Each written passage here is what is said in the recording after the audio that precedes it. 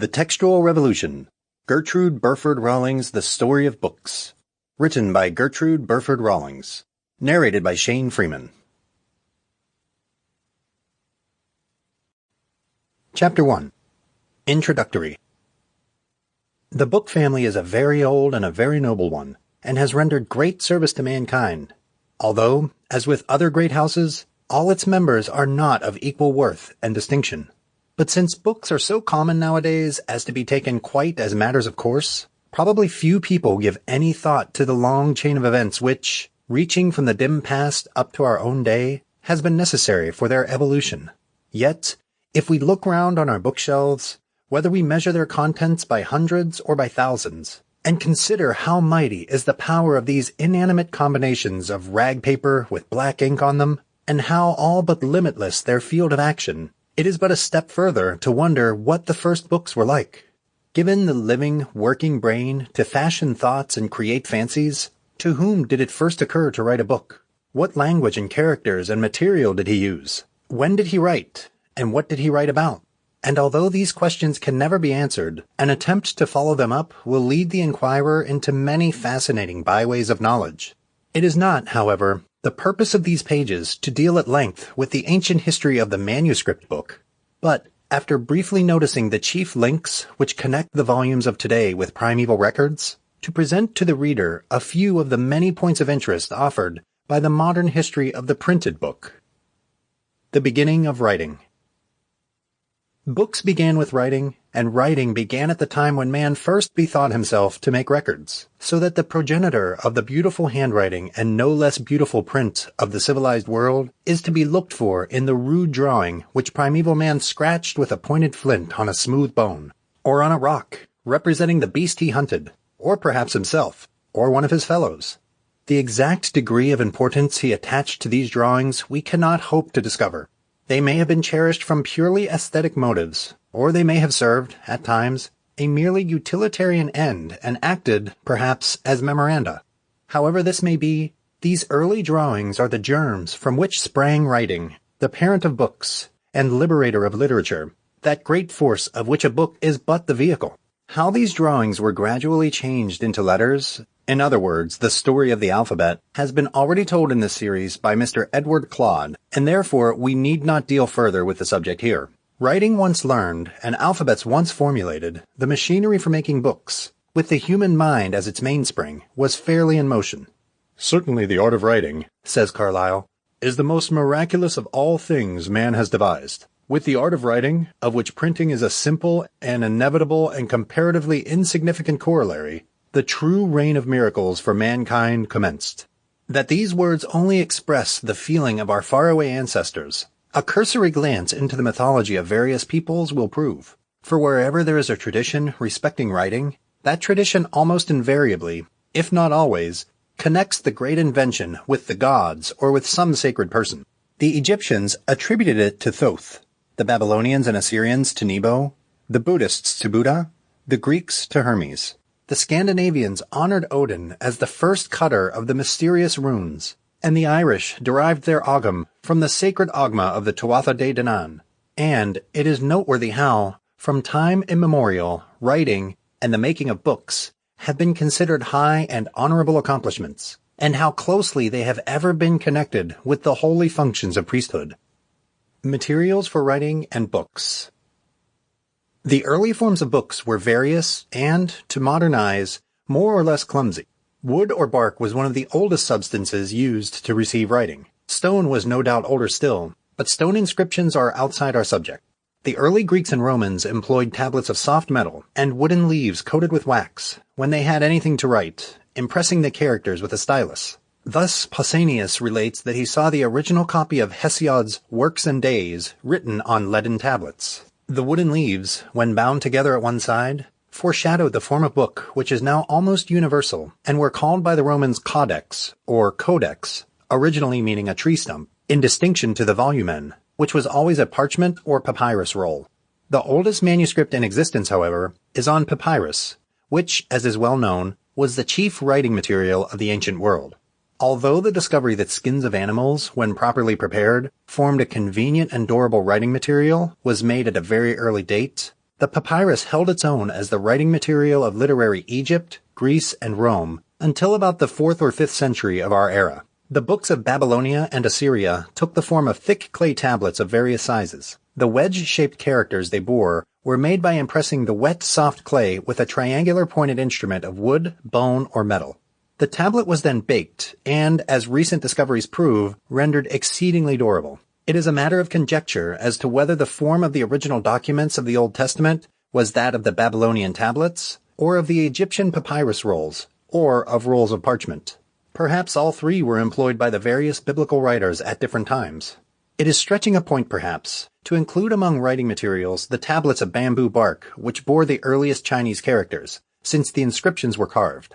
The Chinese, however, soon discarded such primitive uses, and the paper which is so indispensable today was invented by them at a very early date, though it remained unknown to Europe until the Arabs introduced it about the 10th century AD.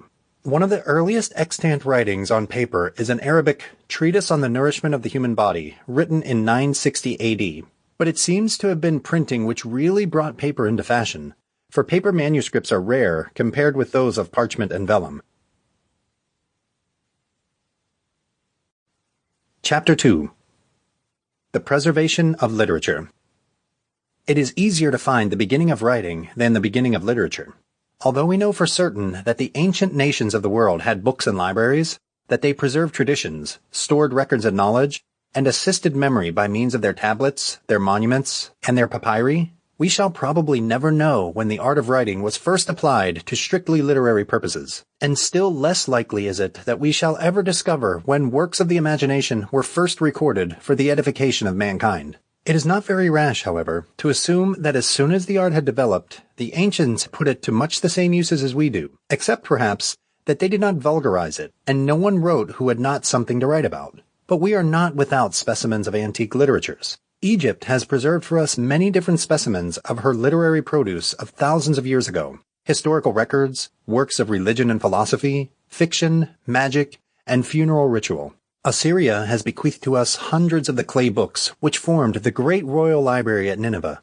Books of records, mythology, morals, grammar, astronomy, astrology, magic, books of reference, such as geographical tables, lists of temples, plants, birds, and other things. In the Old Testament, we have all that now remains of Israelitish writings, and the early literatures of China and India are also partly known to us. After these, the writings of Greece and Rome are of comparatively recent origin, and, moreover, they are nearer to us in other respects besides the merely chronological. The literature of Greece, dating from the far Homeric age, grew up a strong and beautiful factor in Greek life, and Rome, drawing first her alphabet and then her literature from the land before which she stooped, even while she conquered it, passed them on as an everlasting possession to the peoples of the Western world. The fact of the literary preeminence of Greece partly helps to explain why Greek manuscripts form the bulk of the early writings now extant. In considering how early literature has been preserved, therefore, we are hardly concerned with Egyptian papyri or cuneiform tablets, but with the writings of Greece and Rome, or writings produced under Greek or Roman influence. And it is curious that, while the libraries and books of older nations have survived in comparatively large numbers, there should be no Greek literary manuscripts older than about 160 BC, and even these are very fragmentary and scarce. The earliest Latin document known is dated 55 AD, and is an unimportant wax tablet from Pompeii. For this lack of early documents, many causes are responsible, and those who remember that it is not human beings only who suffer from the vicissitudes inseparable from existence will wonder not that we have so few ancient writings in our present possession, but that we have any. The evidence of many curious and interesting discoveries of manuscripts made from time to time goes to show that accident, rather than design, has worked out their preservation, and that the civilized world owes its present store of ancient literature more to good luck than good management, to use a handy colloquialism. It is true, of course, that in early days there were many who guarded books as very precious things, but in times of wars and tumults, people would naturally give little thought to such superfluities. Fire and war have been the agencies most destructive of books, in the opinion of the author of Philobiblon, but carelessness and ignorance, wanton destruction and natural decay, are also accountable for some part of the great losses which have wasted so large a share of the literary heritage. And although we are deeply indebted to monastic work for the transmission of classic lore as well as of Christian compositions, we can hardly conclude that the monkish scribes wrote solely for the benefit of posterity. Their immediate purpose, no doubt, and naturally so, was much narrower, and identified the service of God with the enrichment of their houses. Besides, they did not hesitate to erase older writings in order that they might use the parchment again for their own, whenever it suited them to do so. Before noting some of the ways by which ancient literature has come down to the present day, let us for a moment transport ourselves into the past, and see how a wealthy Roman lover of letters would set about gathering a collection of books. Having no lack of means, all that is best in the literary world will be at his service. He will first take care that the works of every Greek writer which can possibly be obtained, as well as those of Roman authors, are represented in his library by well-written papyrus rolls containing good, correct texts. If he can obtain old manuscripts or original autographs of famous writers, so much the better. But whereas ordinary volumes will cost him comparatively little, on these he must expend large sums. If a book on which he has set his heart is not to be purchased, he may be able to obtain the loan of it, so that it may be transcribed for him by his librarius or writing slave. If he can neither borrow nor purchase what he desires, he may commission the bookseller to send for it to Alexandria, where there is an unrivaled store of books and many skilled scribes ready to make copies of them. But it is not easy to estimate with any degree of certainty the quantity of literary material available, say, at the time of the establishment of the first public library in Rome, which was probably about 39 BC. Books were common and booksellers flourished. Greek and Roman writings were preserved on papyrus, not neglected or lost, and the various parts of what we now call the Old Testament probably existed in the Hebrew synagogues. We may perhaps assume that the Roman book collector, did he choose to take the necessary trouble, might add to his collection some of the writings of ancient Egypt. But no doubt, Greek and Latin authors only are of value in his eyes. At this point, it is dangerous to speculate further, and we must leave the imaginary Roman, and, advancing to our own time, where we are on surer ground, ask what remnants of old records and literature have come down to us, and how have they been preserved? It will be disappointing news, perhaps, to those to whom the facts are fresh, that no original manuscript of any classical author and no original manuscript of any part of the Bible, Old Testament or New, has yet come to light. Nothing is known of any of these documents except through the medium of copies, and in some cases, very many copies indeed intervene between us and the original. For instance, the oldest Homeric manuscript known, with the exception of one or two fragments, is not older than the 1st century BC, and the most ancient biblical manuscript known, a fragment of a Psalter, is assigned to the late 3rd or early 4th century AD. The earliest New Testament manuscript extant, the first leaf of a book of St. Matthew's Gospel, is also no older than the 3rd century. It is curious, too, that no ancient Greek manuscripts have been found either in Greece or Italy, excepting some rolls discovered in the ruins of Herculaneum. One reason for this is no doubt the fact that when Roman armies assailed Athens and other Greek cities, they despoiled them not only of their statues and works of art, but of their books as well. These went to furnish the libraries of Rome, though it is probable that certain of them found their way back to Greece, in company with some of Rome's own literary produce, when Constantine set up his capital and founded a library at Byzantium. Another means by which Greek manuscripts left the country was afforded by the eagerness of Ptolemy II to extend the great library of Alexandria, to which end he bought books in all parts of Greece, and particularly in Athens and Rhodes. The Roman libraries did not survive the onslaughts of the barbarians, who seem to have carried out a very thorough work of destruction in the Eternal City. But it is not unlikely that in some cases books, among other portable treasures, were carried away when their owners sought refuge in less troubled localities, such as Constantinople or Alexandria. Still, the fact remains that the contents of the Roman libraries have disappeared, and that for the ancient manuscripts now in our possession, we are indebted to the tombs, the temples, the monasteries, and the sands of Egypt. Sometimes, to show the strange adventures of some of these manuscripts, the cartonnage cases in which mummies of the later period were enclosed were made of papyrus documents, which apparently had been treated as waste paper and put to all sorts of undignified uses.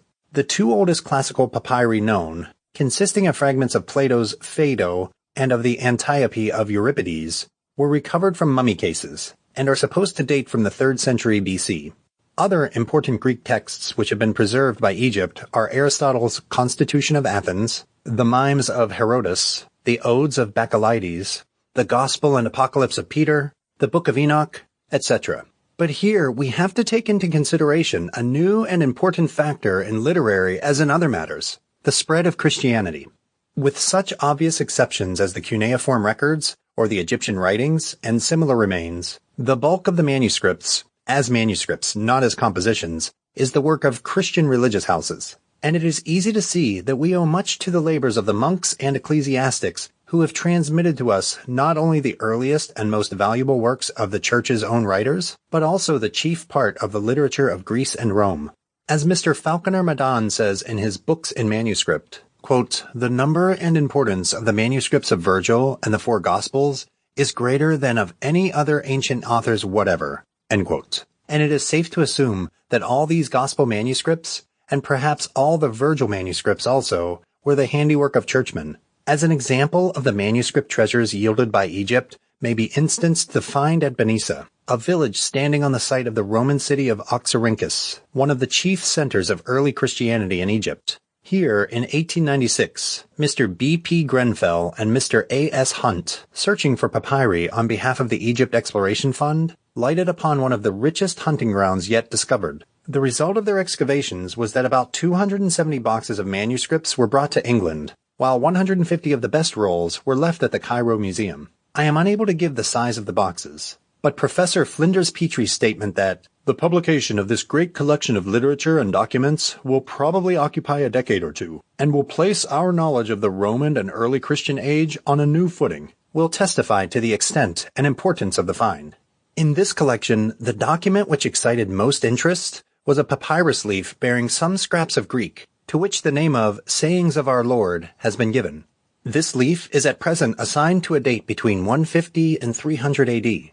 The logia are 8 in number, and while 3 of them are closely similar to certain passages in the Gospels, the rest are new. Another valuable document was the fragment of St. Matthew's Gospel alluded to above, which, written in the 3rd century, is 100 years older than any New Testament manuscript hitherto known.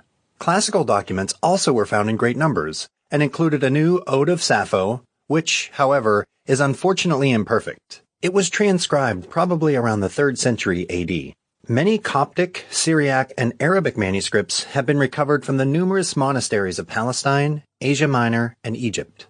Several travelers who have managed to overcome the suspicion of the monks and their unwillingness to open their literary hoards to strangers, or to part with any of the volumes, have found immense numbers of books hidden under dust and rubbish in vaults and cellars, or stowed away in chests, where they were probably thrust at some time when danger threatened them. Books written in these monasteries themselves in earlier days, or brought thither from other monasteries further east, have thus lain forgotten or neglected for centuries, or, if they were noticed at all, it was only that they might be put to some ignoble use. Thus, some were found acting as covers to 2 large jars which had formerly held preserves. "I was allowed to purchase these vellum manuscripts," says the author of Monasteries of the Levant, "as they were considered to be useless by the monks principally, I believe, because there were no more preserves in the jars." In another case, some large volumes were found in use as footstools to protect the bare feet of the monks from the cold stone floor of their chapel. As we have already seen, Christian scribes not only preserved the writings of the Fathers of the Church, as well as the Holy Scriptures, but also directed much of their attention to the classic works of poetry and philosophy. In every monastery from Ireland to Asia Minor, from Seville to Jerusalem, the work of transcribing and transmitting sacred and secular literature was carried on. And had we at the present day 1/2 of the fruits of this labor, we should be rich indeed.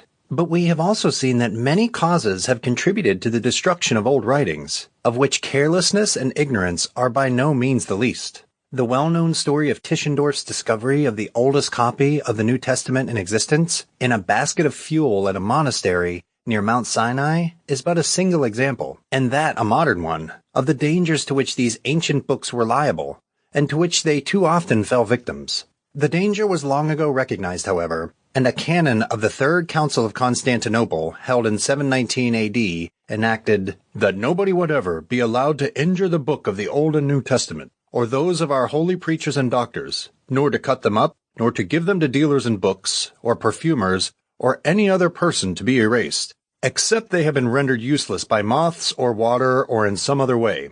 He who shall do any such thing shall be excommunicated for 1 year. The same council also ordered the burning of heretical books.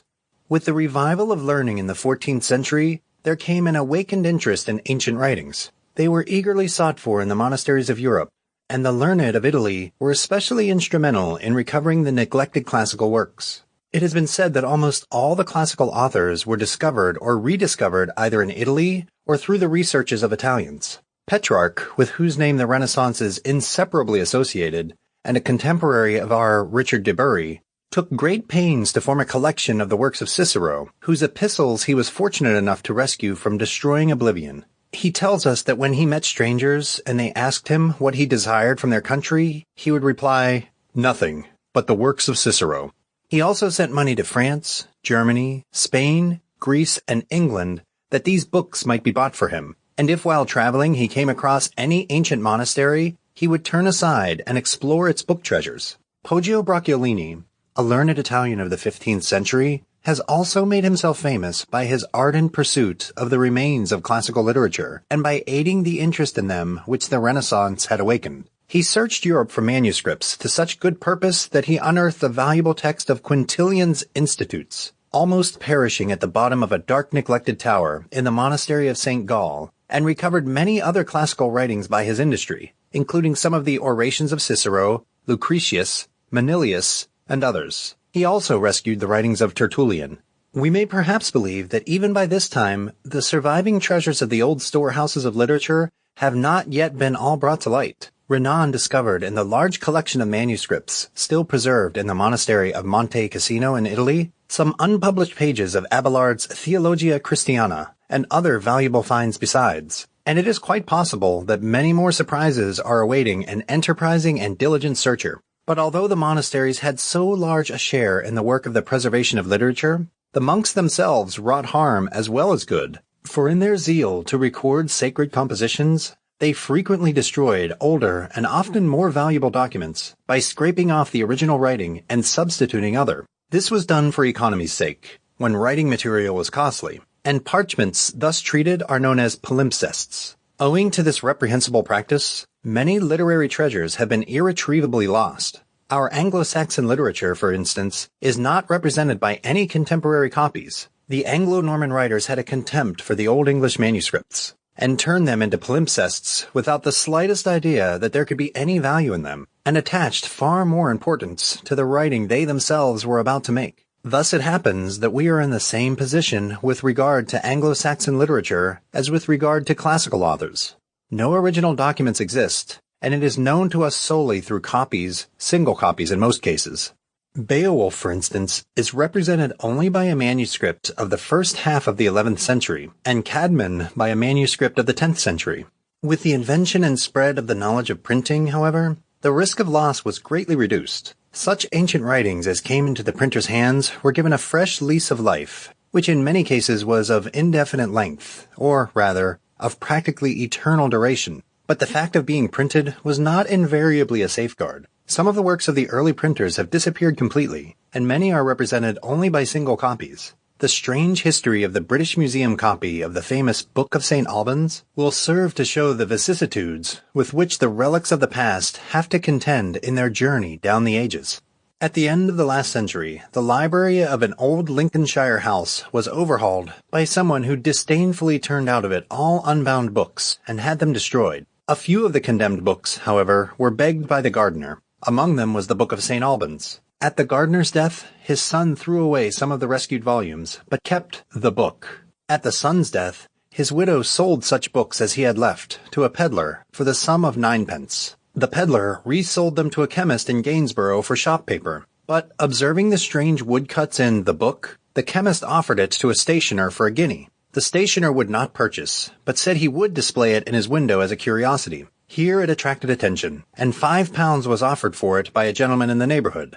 The stationer, finding the volume an object of desire, gave the chemist £2 for it, and eventually sold it to a bookseller for 7 guineas. Of this bookseller, the Right Honourable Thomas Grenville bought it for £70, and bequeathed it to the British Museum with the rest of his magnificent library. This story I give on the authority of Mr. Blades, who also, to instance the way in which books travel about and turn up in odd places, relates that a brother of Bishop Hebers, who had been for years seeking for a book printed by Collard Mansion, but without success, one day received a fine copy from the bishop, who had bought it from a native on the banks of the Ganges.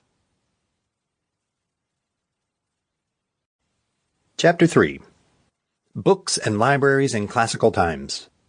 In literary Greece and Rome, so far as we can tell from the somewhat meager information handed down to us, literature was pursued for her own sake, and filthy lucre did not enter into the calculations of authors, who appear to have been satisfied if their works met with the approval of those who were competent to judge of them. Literature walked alone, and had not as yet entered into partnership with commerce. The writing of books for pecuniary profit is a wholly modern development, and even now it is more often an aspiration than a realization. In those days, when an author desired to make known a work, he would read it aloud to an invited party of friends. This reading of original compositions became in time a common item of the program provided by a host for the entertainment of his guests, and it is not difficult to imagine that such a custom was often subjected to grave abuse from the guest's point of view. Later, the private reading developed into a public lecture. Lectures of this kind became very frequent in Rome, and we are told that it was looked upon as a sort of festival when a fashionable author announced a reading. But we are also told that some of the audience often treated a lecturer of mediocre merit with scant courtesy, entering late and leaving early, and frequently they who applauded most were those who had listened least. The public reading is recorded of a poem composed by Nero. It was read to the people on the Capitol, and the manuscript, which was written in letters of gold, was afterwards deposited in the temple of Jupiter Capitolinus. If a work happened to attract attention by reason of its author's reputation or its own merit, it was copied by students or others who had heard and admired it. This was the only way in which literary productions could be dispersed and made known to the public at large, or a collection of books be gathered together. As the literary taste developed, those who were sufficiently wealthy kept slaves whose sole business it was to copy books, which books might be either the original works of their master, who by this means disseminated his compositions, or the works of others, for the benefit of their master's library. These slaves, being of necessity well educated and skillful scribes, were purchased at high prices and held in great esteem by their owners. But obviously, it was only the rich who could command such service, and ordinary folk had to resort to the bookseller. The booksellers of Athens and Rome were those who made copies of books, or employed slaves to make them, and sold or let them on hire to those who had need of them. The author had no voice in these matters. There was nothing to prevent anyone who borrowed or otherwise got possession of his work from making copies of the manuscript if he chose, and making money from the copies if he could. Copyright was a word unknown in those days, and for centuries after. The booksellers advertised their wares by notices affixed to the doorposts of their shops, giving the names of new or desirable works, and sometimes read these works aloud to their friends and patrons. Their shops were favorite places of resort for persons of leisure and literary tastes. Copyists of books retained a high place in the order of things literary until the introduction of printing, and without their labors we should know nothing of ancient literature, seeing that no original manuscript of any classical author has survived. And apart from its purely literary value, which is variable, the work of the early medieval scribes in many instances reaches a high artistic standard, and exhibits marvelous skill in an accomplishment now numbered among the lost arts. On the subject of libraries, as on all literary matters in ancient times, hardly any solid information is available, but we know that Egypt was to the fore in this respect, as in so many others. Yet of all the collections of books which, since they are frequently alluded to in the inscriptions, she undoubtedly possessed, stored in her king's palaces and her temple archives, there is only one which is mentioned in history, and that by a single historian. According to Diodorus Siculus, this library was made by Ozymandias, who was a king of Egypt at a date which has not been precisely determined. He tells us that its entrance exhibited the inscription, "Place of Healing for the Soul," or, as it has been variously rendered, "Balsam for the Soul," or "Dispensary of the Mind." Although doubt has been thrown on the perfect accuracy of the historian in introducing the name of Ozymandias in this connection, Modern Egyptologists have identified the plan of the library with a hall of the great palace temple of Ramses II, the Ramesseum or Memnonium at Thebes. The doorjambs of this hall utter their own testimony to its ancient use, for they bear the figures of Thoth, the god of writing, and Saf, a goddess who is accompanied by the titles Lady of Letters and Presider over the Hall of Books.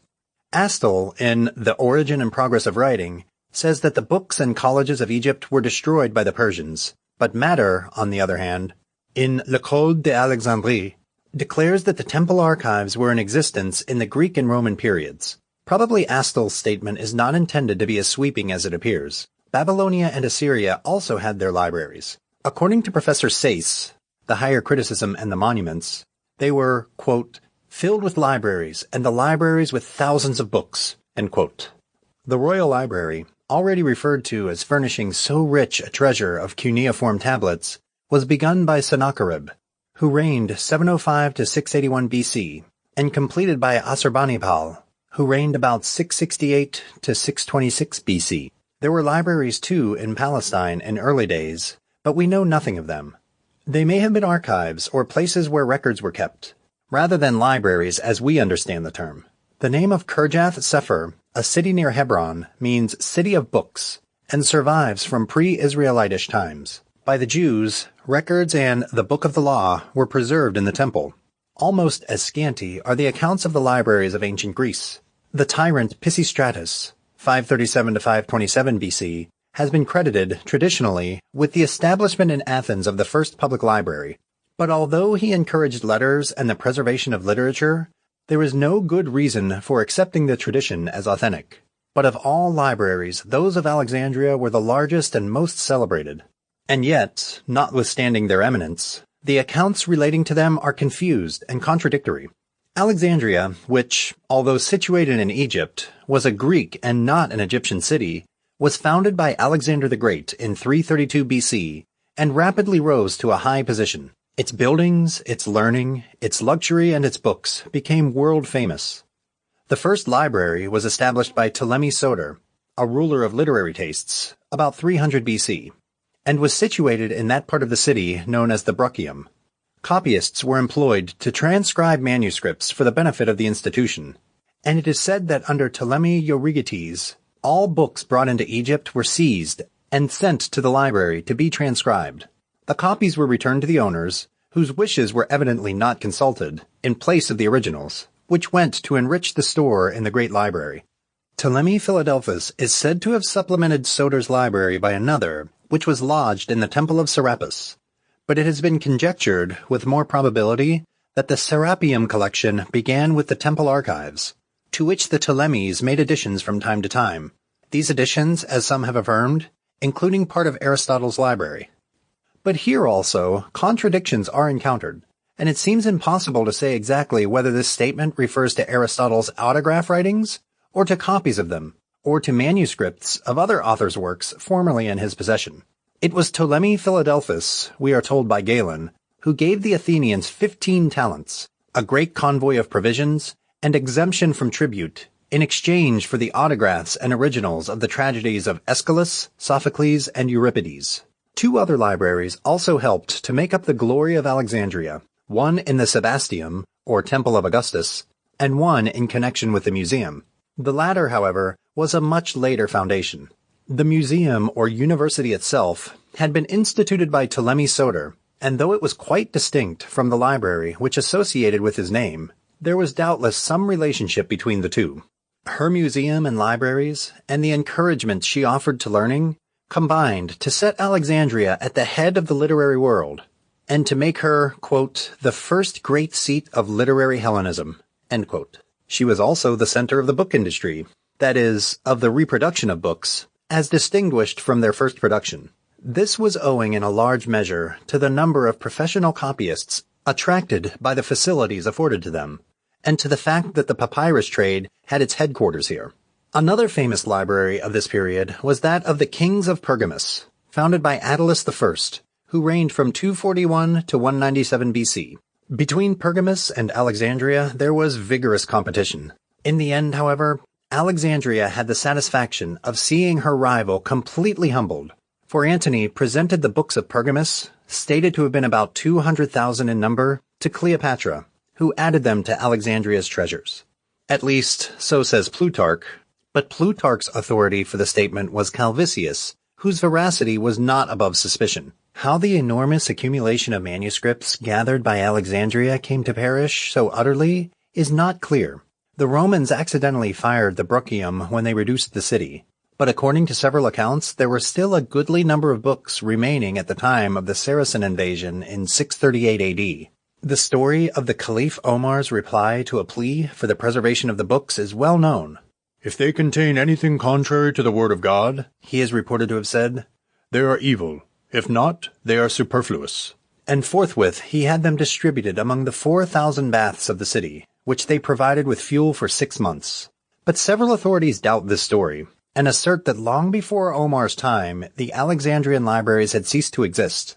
Though very far from being as full as could be wished, the accounts of libraries in Rome are more numerous than any relating to libraries in other parts of the ancient world. Besides the collections of books made by private persons, which in 1 or 2 instances were generously opened to the public by the owner, there were the imperial libraries and the more strictly public libraries. Among the emperors whose names are especially associated with the gathering and preservation of books are Augustus, Tiberius, and Trajan. Julius Caesar had formed a scheme for the establishment of a public library, but it is not clear whether it was ever carried out or no. Domitian, to replace the library in the capital, which had been destroyed, sent scholars abroad to collect manuscripts and to copy some of those at Alexandria. Under Constantine the Roman, public libraries numbered 29, and were very frequently lodged in the temples. Last in point of date come the libraries of Byzantium, the city which the Emperor Constantine in 330 AD made the capital of the eastern portion of the empire, and named after himself. He at once began to gather books there, and his successors followed his example. Thus, various libraries were established, and those which survived the fires which occurred from time to time in the city existed until its capture by the Turks in 1452. On this occasion, and also after the assault by the Crusaders in 1203, the libraries probably suffered. It is said, too, by some that Leo III wantonly destroyed a large number of books, but the assertion cannot be proved. Among the lost treasures of Constantinople was, quote, the only authentic copy, end quote, of the proceedings of the Council of Nice, held in 325 AD to deal with the Arian heresy. The ultimate fate of the Imperial Library at Constantinople yet remains a problem. Some are of opinion that it was destroyed by Amurath IV, and that none but comparatively unimportant Arabic and other Oriental manuscripts make up the Sultan's library. Some believe that, in spite of repeated assertions to the contrary on the part of Turkish officials and others, there somewhere lies a secret hoard, neglected and uncared for, perhaps, but nevertheless existent, of ancient and valuable Greek manuscripts. The Seraglio has usually been considered to be the repository of this hoard, and access to the Seraglio is very difficult and almost impossible to obtain. In the year 1800, Professor Carlyle, during his travels in the East, took enormous pains and used every means in his power to reach the bottom of the mystery surrounding the Seraglio treasures. He was assured by every Turkish officer whom he consulted on the subject that no Greek manuscripts existed there. And when, by dint of influence in high quarters and much patience and perseverance, he at length gained permission to examine the Seraglio library, he found that it consisted chiefly of Arabic manuscripts and contained not a single Greek, Latin, or Hebrew writing. The library, or such part of it as the professor was shown, was approached through a mosque, and consisted of a small cruciform chamber measuring only 12 yards at its greatest width. One arm of the cross served as an antechamber, and the other 3 contained the bookcases. The books were laid on their sides, one on the other, the ends outward. Their titles were written on the edges of the leaves. The result of the professor's researches went to confirm the belief held by so many that no Greek manuscripts had survived. On the other hand, the jealousy and suspicion of the Turks would render it at least possible that, despite the apparent straightforwardness with which Mr. Carlyle was treated, there were stores of manuscripts which were kept back from him. A final touch of mystery was given to this fascinating subject by a tradition concerning a certain building in Constantinople, which had been closed up ever since the time of the Turkish conquest in the 15th century. Of the existence of this building, Professor Carlyle was certain.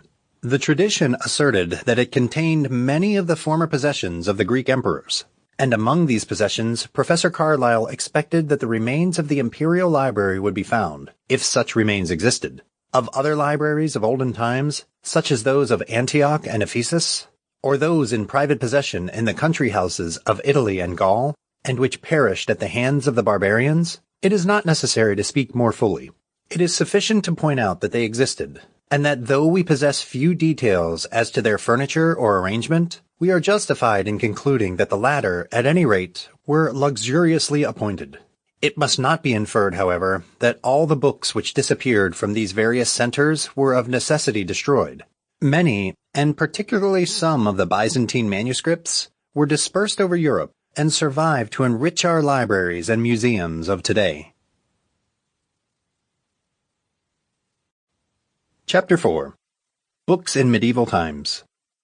The books of the Middle Ages are a special subject in themselves, since they include all the illuminated manuscripts of Ireland, England, and the continent. We can therefore do little more than indicate their historical place in the story of books. We have only to look at a medieval illuminated manuscript to understand how books were regarded in those days, and with what lavish expenditure of time and skill the quaint characters were traced, and the ornaments designed and executed. And having looked, we gather that books, being rare, were appreciated, and being sacred, were reverenced, and that it was deemed a worthy thing to make a good book, and to make it beautiful. Sometimes the monkish artist's handiwork had a result not foreseen by him, for we read that when St. Boniface, the Saxon missionary who gave his life to the conversion of Germany, wrote to ask the Abbess Eadburga for a missal, he desired that the colors might be gay and bright, quote, even as a glittering lamp and an illumination for the hearts of the Gentiles, end quote.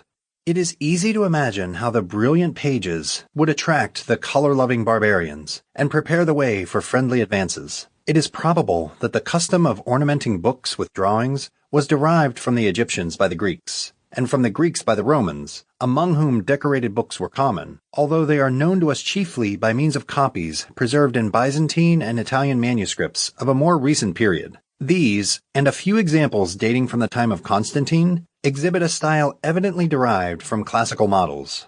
A survey of medieval books properly begins with the early Irish manuscripts, which stand at the head of a long and glorious line stretching, chronologically, from the 7th century of our era to the 15th. Although it is not known where the art was born to which these wonderful productions of Celtic pencraft owe their origin, it is Ireland, nevertheless, which has provided us with the earliest and finest examples of this work. The marvels of skill and beauty which, summed up, as it were, in the Book of Kells, the Book of Durrow, and others, set the Irish manuscripts beyond imitation or rivalry. Most of these books are psalters, or gospels, in Latin, while the remainder consist of missals and other religious compilations, and of them all, the Book of Kells is the most famous. It was written in the 7th century, and probably indicates the highest point of skill reached by the Irish artist-scribes, or, as regards its own particular style of ornamentation, by any artist-scribes whatever. It is a book of the Gospels, written, in Latin, on vellum, and the size of the volume, of the writing, and of the initial letters is unusually large. The leaves measure 13.5 by 9.5 inches. The illustrations represent various incidents in the life of Christ, and portraits of the evangelists, accompanied by formal designs. Ornamentation is largely introduced into the text, and the first few words of each gospel are so lavishly decorated and have initial letters of such size that in each case they occupy the whole of a page. The book just described was preserved at Kells until the early part of the 17th century. It then passed into Archbishop Usher's possession, and finally into the library of Trinity College, Dublin, where it is now treasured.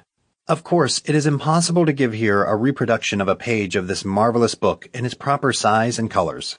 Our illustrations, however, may convey a little idea of the accuracy and minuteness of the work, which, it is hardly necessary to say, was done entirely by hand, and will serve as a text for a brief summary of the chief features of Irish book art. The design here shown is composed of a diagonal cross set in a rectangular frame, having in each angle a symbol of one of the four evangelists. The colors in this design, as reproduced by Professor Westwood in his Miniatures and Ornaments of Anglo-Saxon and Irish Manuscripts, principally consist of red, dark and light mauve, green, yellow, and blue-gray. The animals depicted are quaint, but not ridiculous, and the figure of St. Matthew, in the upper angle of the cross, though stiff and ungraceful, is less peculiar than other figures in the book. The Irish artist was always more successful in designing and executing geometrical systems of ornamentation than in representing living figures. The interlacing, which forms a large part of the design under consideration, is a characteristic of Celtic work.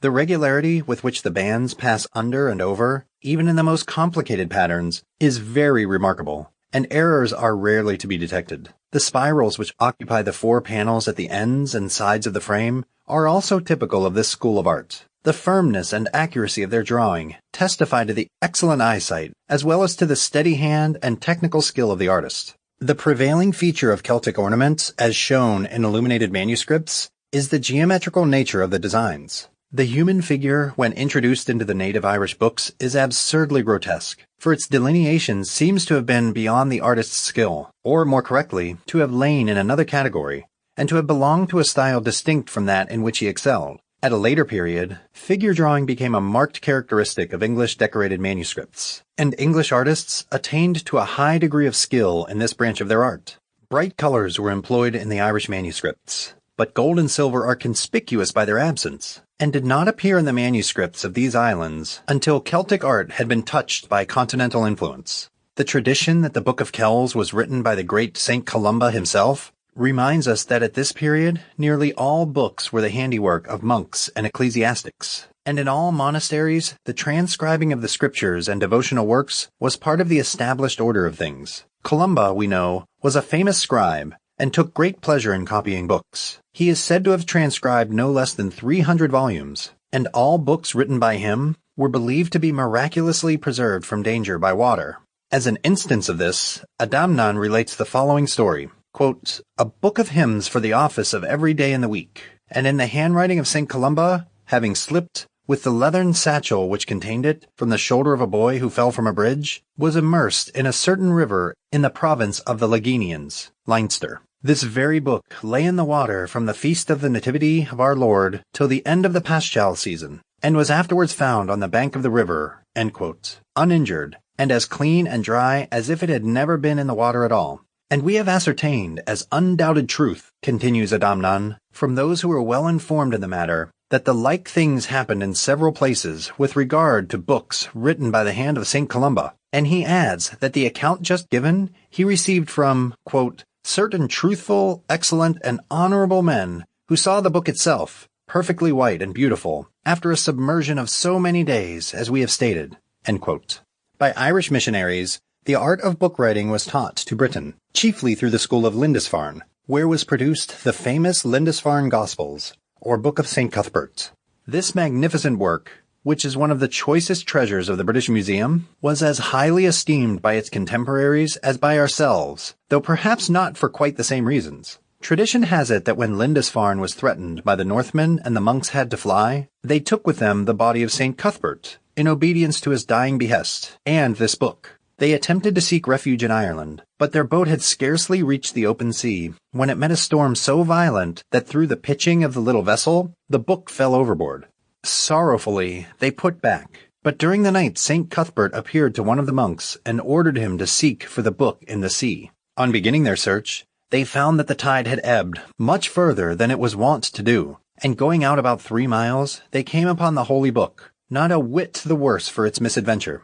"By this," says the old historian, "were their hearts refreshed with much joy," and the book was afterwards named in the priory rolls as the Book of St. Cuthbert, which fell into the sea. This notable volume is an excellent example of Celtic book arts in the beginning of its transition stage, a stage which marks the approach to the two schools, which were the results of the combination of Celtic and continental influences, in the hands of intelligent and skillful Anglo-Saxon scribes, the Hiberno-Saxon and the English schools.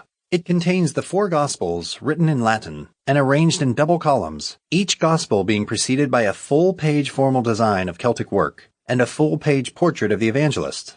The conjunction of these two distinct styles of ornament forms one of the chief points of interest in the book. The formal designs of interlaced, spiral, and key patterns, so characteristic of Celtic work, show its near kinship to the Irish books, while the portraits prove an almost equally close connection with Roman and Byzantine models. There is reason to believe that the classical element is due to the influence of an Italian or Byzantine book or books brought to Lindisfarne by Theodore, Archbishop of Canterbury, and his friend Adrian, an Italian abbot, when the archbishop visited the island for the purpose of consecrating Aidan's church. The Lindisfarne Gospels accompanied St. Cuthbert's body to Durham in 995, but rather more than a century later was restored to Lindisfarne, and remained there until the monastery, which had replaced St. Aidan's foundation, was dissolved at the Reformation. It is then lost sight of until it reappears in the famous Cotton Library, with which it is now possessed by the nation.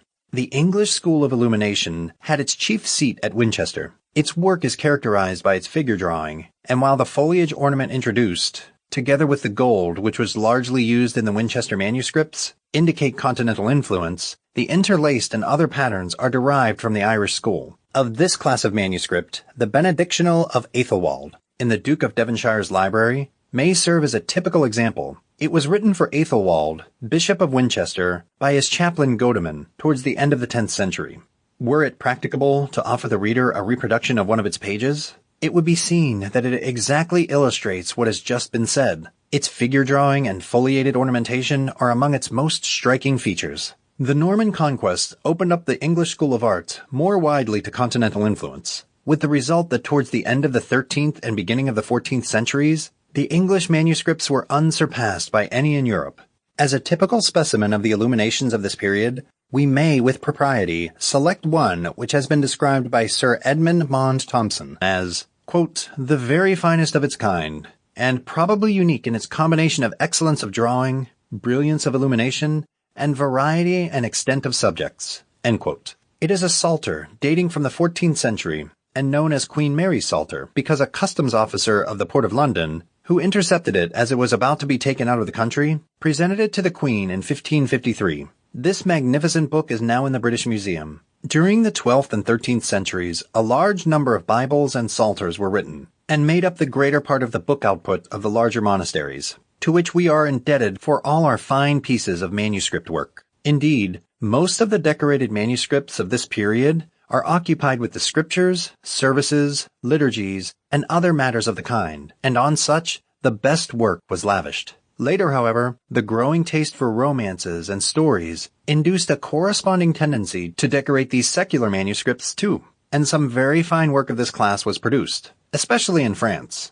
The books of the Chronicles of England and of France, written in the 14th and 15th centuries, were also largely adorned with painted miniatures. Nearly all the writing of Europe was done in the religious houses.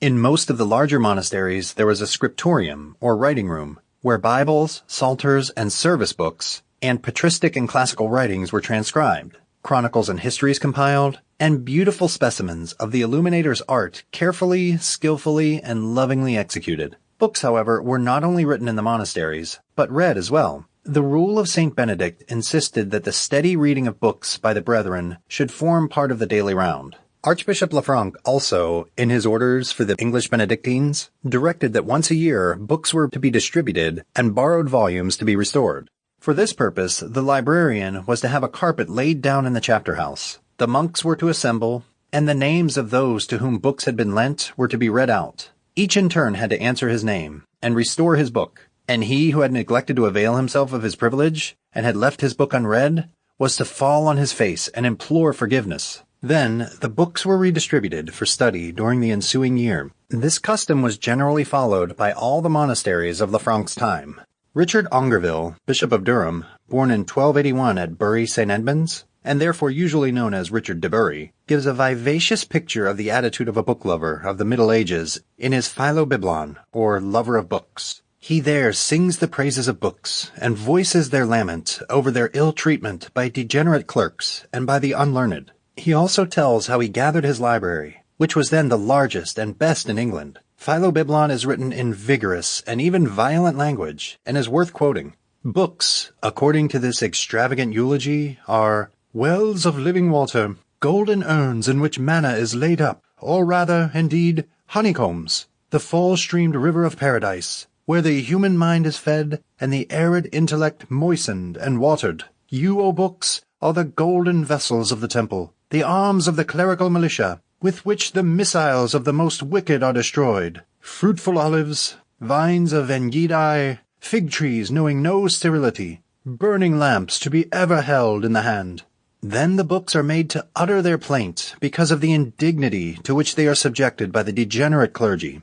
We are expelled from the domiciles of the clergy, apportioned to us by hereditary right, in some interior chamber of which we had our peaceful selves. But, to their shame, in these nefarious times we are altogether banished to suffer opprobrium out of doors. Our places, moreover, are occupied by hounds and hawks, and sometimes by a biped beast, woman to wit. Wherefore this beast, ever jealous of our studies, and at all times implacable, spying us at last in a corner, protected only by the web of some long-deceased spider, drawing her forehead into wrinkles, laughs us to scorn, abuses us in virulent speeches, points us out as the only superfluous furniture in the house, complains that we are useless for any purpose of domestic economy whatever, and recommends our being bartered away forthwith for costly headdresses, cambric, silk, twice-dipped purple garments, woolen, linen, and furs. After this terrible picture of feminine ignorance and malevolence,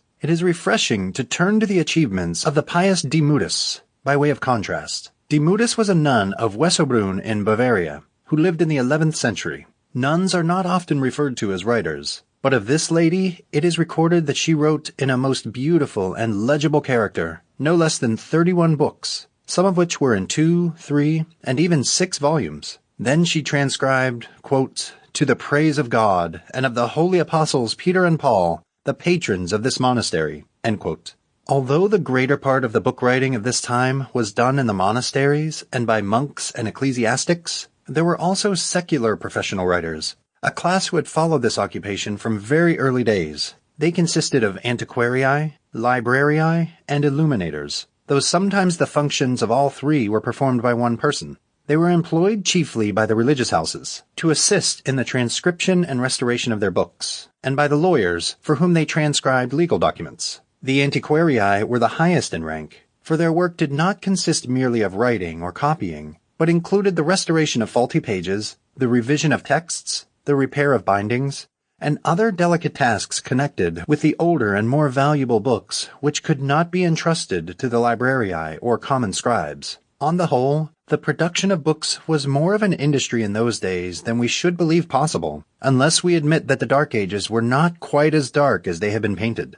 "There was always about us in our halls," says Richard de Bury, who no doubt was a munificent patron of all scribes and bookworkers, "no small assemblage of antiquaries, scribes, bookbinders, correctors, illuminators, and generally of all such persons as were qualified to labor in the service of books." Books of a great size were frequently monuments of patience and industry, and sometimes half a lifetime was devoted to a single volume. Books therefore fetched high prices, though they were not always paid for in money. In 1174, the prior of St. Swithin's, Winchester, gave the canons of Dorchester in Oxfordshire, for Bede's Homilies and St. Augustine's Psalter, 12 measures of barley, and a pall on which was embroidered in silver the history of St. Birinus's conversion of the Saxon king Cynegils. 100 years later, a Bible fairly written, that is, finely written, was sold in this country for 50 marks, or about £33. At this period, a sheep cost 1 shilling.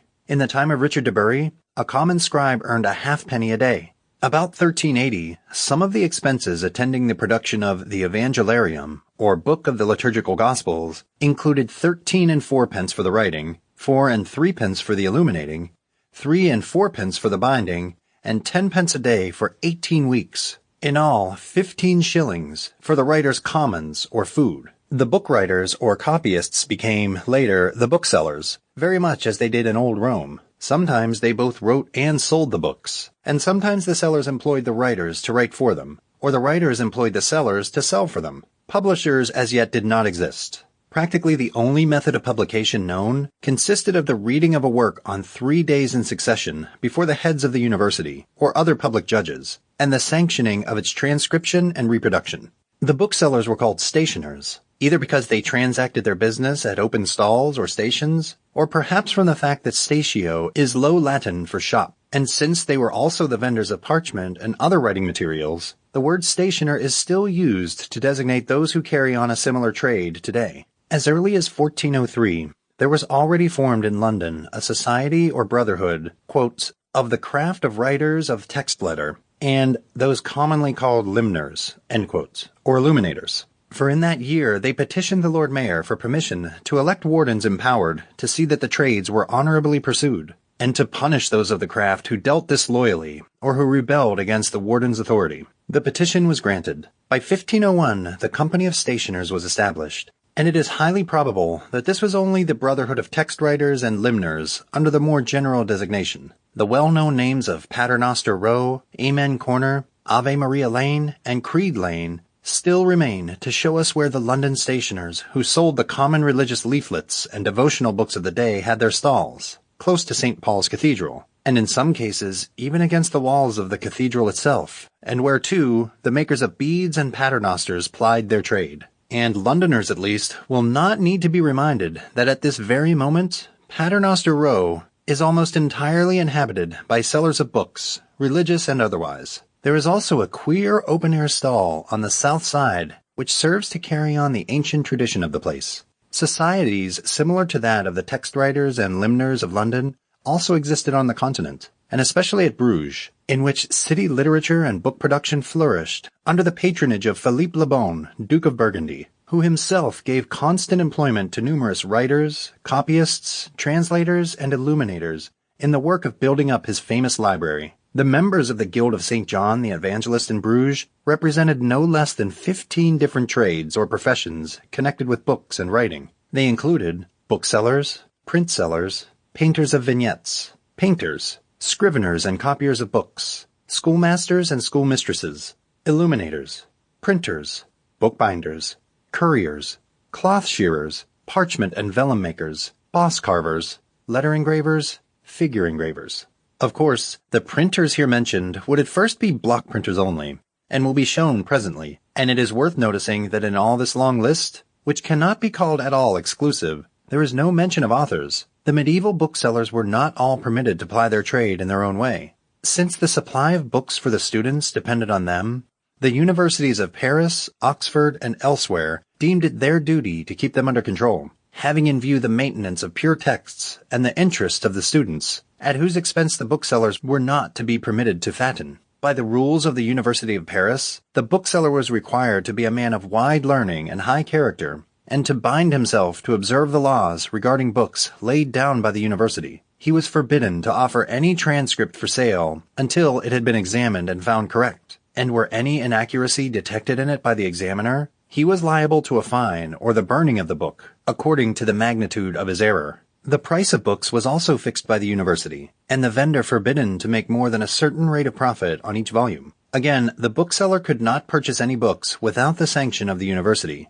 for fear that he might be the means of disseminating heretical or immoral literature. Later, it was made obligatory on him to lend out books on hire to those who could not afford to buy them, and to expose in his shop a list of these books, and the charges at which they were to be had. The poor booksellers, thus hedged about with restrictions, often joined some other occupation to that of selling manuscripts in order to make both ends meet. But when this practice came to the notice of the university, they were censured for degrading their noble profession by mixing with it, quote, vile trades, end quote. But presumably, no such rules as the above hampered the booksellers of non-university towns, such as London. The control assumed by the universities over the book trade presently extended to interference with original writings and a censorship of literature. With the introduction of printing and the consequent increase of books and of the facilities for reproducing them, this censorship was taken up by the Church. Ecclesiastical censorship, however, was not the outcome of the university's assumption of control over the book trade. It sprang from the jealousy of the clergy, who opposed the spread of knowledge among the people. Some, perhaps, because they knew that knowledge in ignorant hands is dangerous, and others because they feared their own prestige might suffer. This feeling existed before printing, though printing brought it to a head. For instance, in 1415, the penalty in this country for reading the scriptures in the vernacular was forfeiture of land, cattle, body, life, and goods by the offenders and their heirs forever, and that they should be condemned for heretics to God, enemies to the crown, and most errant traitors to the land.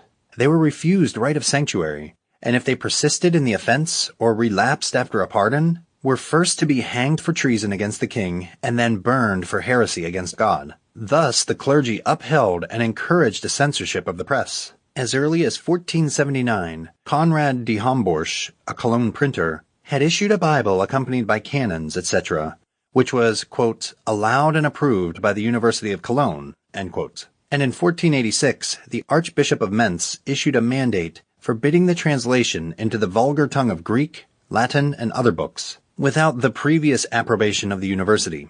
Finally, in 1515, a bull of Leo X required bishops and inquisitors to examine all books before they came to be printed and to suppress any heretical matter.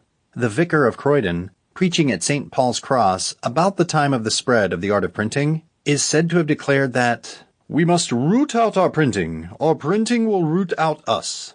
But an ecclesiastical censorship over the English press was not established until 1559, when an injunction issued by Queen Elizabeth provides that, because of the publication of unfruitful, vain, and infamous books and papers, no manner of person shall print any manner of book or paper, except the same be first licensed by her Majesty, or by virtue of her Privy Council, or be perused and licensed by the Archbishops of Canterbury and York, the Bishop of London, etc. The injunction extended also to pamphlets, plays, and ballets, so that nothing therein should be either heretical, seditious, or unseemly for Christian ears. Classical authors, however, and works hitherto commonly received in universities and schools, were not touched by the injunction. Chapter 5. Libraries in Medieval Times. During the rule of the Arabs in northern Africa and in Spain, thousands of manuscripts were gathered together in their chief cities, such as Cairo and Cordova, and many Arabic, Spanish, and Moorish writings have been preserved in the Escurial Library, though a large part of this library was burnt in 1671. With these exceptions, the collections of books belonging to the various religious houses were practically the only libraries of early medieval times. These collections, to begin with, were very small, so small indeed that there was no need to set apart a special room for them. Library buildings were not erected till the 14th or 15th century, when the accumulation of books rendered them necessary, and those which are found in connection with old foundations will always prove to have been added later. It is said, however, that Gosbert, abbot of St. Gall in the 9th century, who founded the library there by collecting what was then the large number of 400 books, allotted them a special room over the scriptorium. But as a rule, the books were kept in the church, and then, as the number increased, in the cloisters. The cloister was the common living room of the monks, where they read and studied, and carried out most of their daily duties.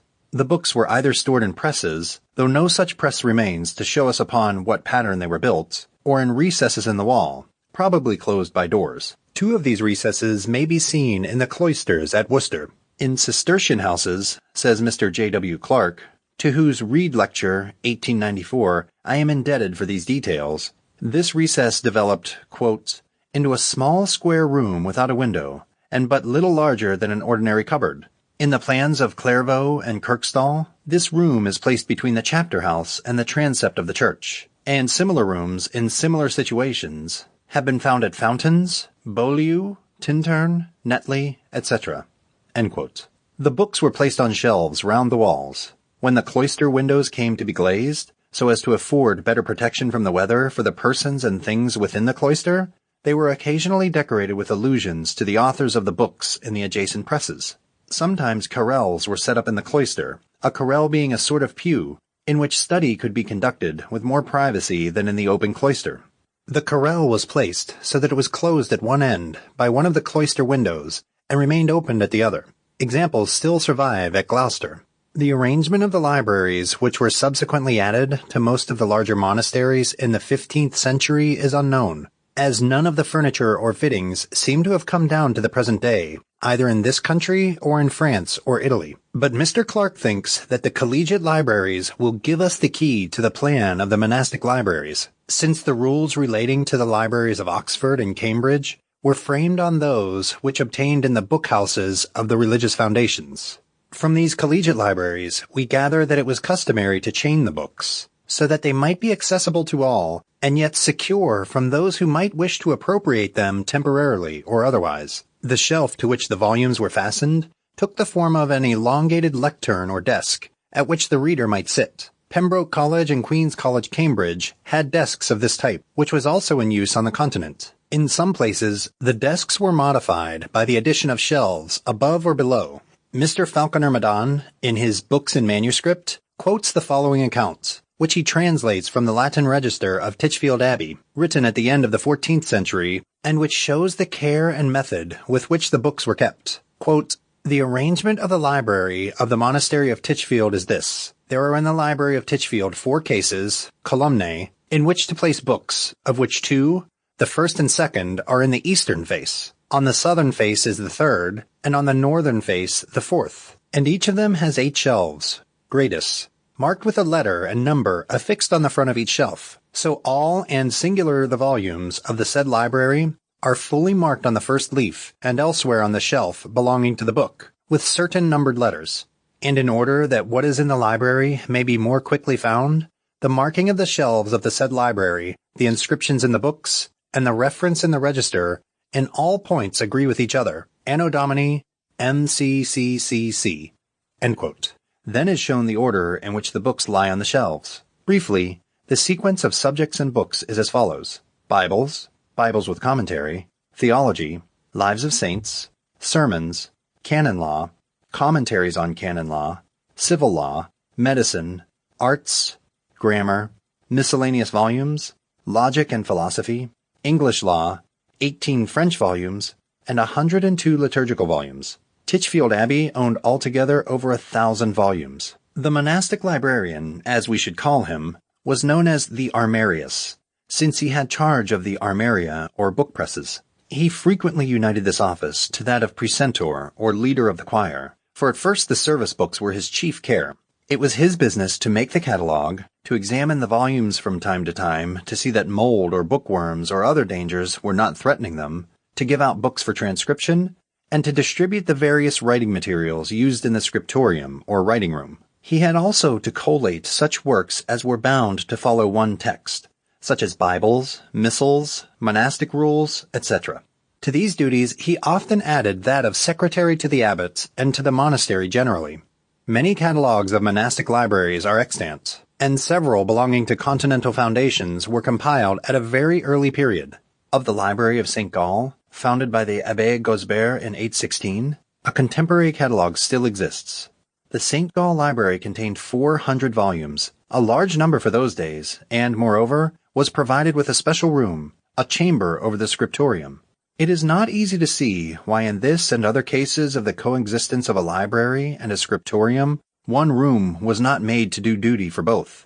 But to return to the catalogues. Another early example is that of the Abbey of Cluny in France, made in 831, and forming part of an inventory of the abbey property.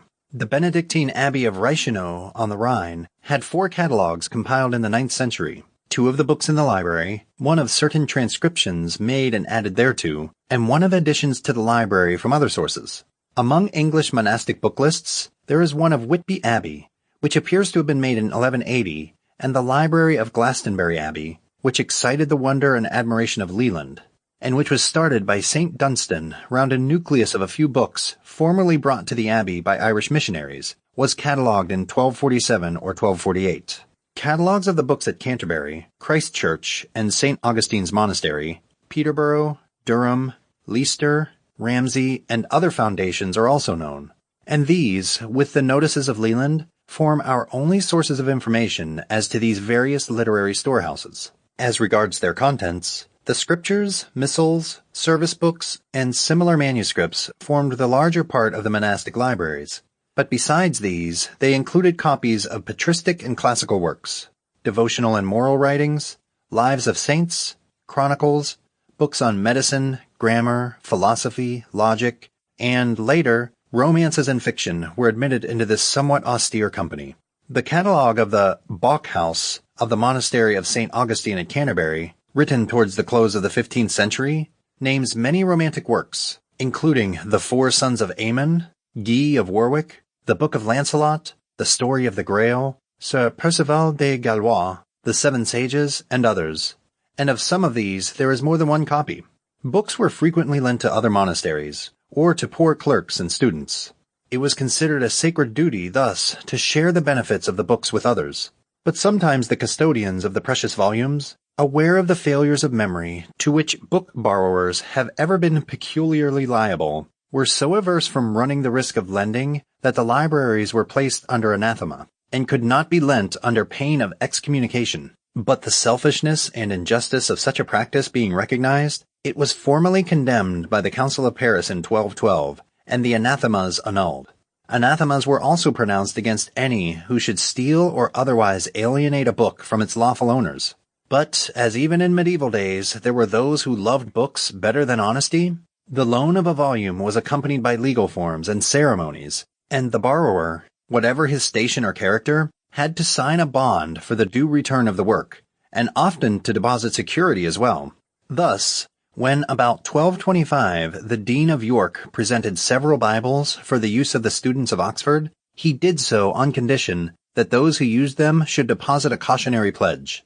Again, in 1299, John de Pontessara, Bishop of Winchester, borrowed from the convent of St. Swithin the Biblium Bene Glossatum, i.e. the Bible with annotations, and gave a bond for its return. And, in 1471, when books had become much more common, no less a person than the King of France, desiring to borrow some Arabian medical works from the Faculty of Medicine at Paris, had not only to deposit some costly plate as security, but to find a nobleman to act as surety with him for the return of the books, under pain of a heavy forfeit. Many of the great monastic libraries owed their origin to the liberality of one donor, usually an ecclesiastic. Among other libraries destroyed by the Danes was the fine collection of books at Wearmouth Monastery, made by Benedict Biscop, the first English book collector, who was so eager in the cause of books that he is said to have made no less than 5 journeys to Rome in order to search for them. Part of his library was given to the abbey at Jarrow, and shared the same fate as the books at Wearmouth. One of the earliest English libraries was that of Christ Church, i.e. the cathedral, at Canterbury. On the authority of the Canterbury Book, a 15th century manuscript preserved at Cambridge, this library began with the 9 books said to have been brought from Rome by St. Augustine. These 9 books were a Bible in 2 volumes, a Psalter, a Book of Gospels, the Lives of the Apostles, the Lives of the Martyrs, and an exposition of the Gospels and Epistles. This collection was enriched by the magnificent scriptural and classical volumes brought from the continent by Archbishop Theodore in the 7th century. Under Archbishop Chichley, in the 15th century, this library was provided with a dwelling of its own, built over the prior's chapel, and containing 16 bookcases of 4 shelves each. At this time, a catalogue was already in existence, made by Prior Eastry at the end of the 13th or beginning of the 14th century, and records about 3,000 volumes. The monastery of St. Mary's at York owned a library which was founded by Archbishop Egbert. Egbert's pupil Alcuin, whom Charlemagne charged with the care of the educational interests of his empire soon after taking up his residence at St. Martin's at Tours, desired the emperor to send to Britain for, quote, those books which we so much need, thus transplanting into France the flowers of Britain, that the garden of paradise may not be confined to York, but may send some of its scions to Tours. End quote. Richard de Bury, the famous old book collector or bibliomaniac, to whom reference has already been made, bequeathed his books, which outnumbered all other collections in this country, to the University of Oxford, where they were housed in Durham College, which he had endowed. He has left an interesting account of how he gathered his treasures, which may fitly be quoted here. Aided by royal favor, he tells us, "We acquired a most ample facility of visiting at pleasure, and of hunting, as it were, some of the most delightful coverts, the public and private libraries both of the regulars and the seculars. Then the cabinets of the most notable monasteries were opened, cases were unlocked, caskets were unclasped, and astonished volumes which had slumbered for long ages in their sepulchres were roused up, and those that lay hid in dark places were overwhelmed with a new light. Thus the sacred vessels of science came into the power of our disposal, some being given, some sold, and not a few lent for a time. The embassies with which he was charged by Edward III gave him opportunity for hunting continental coverts also.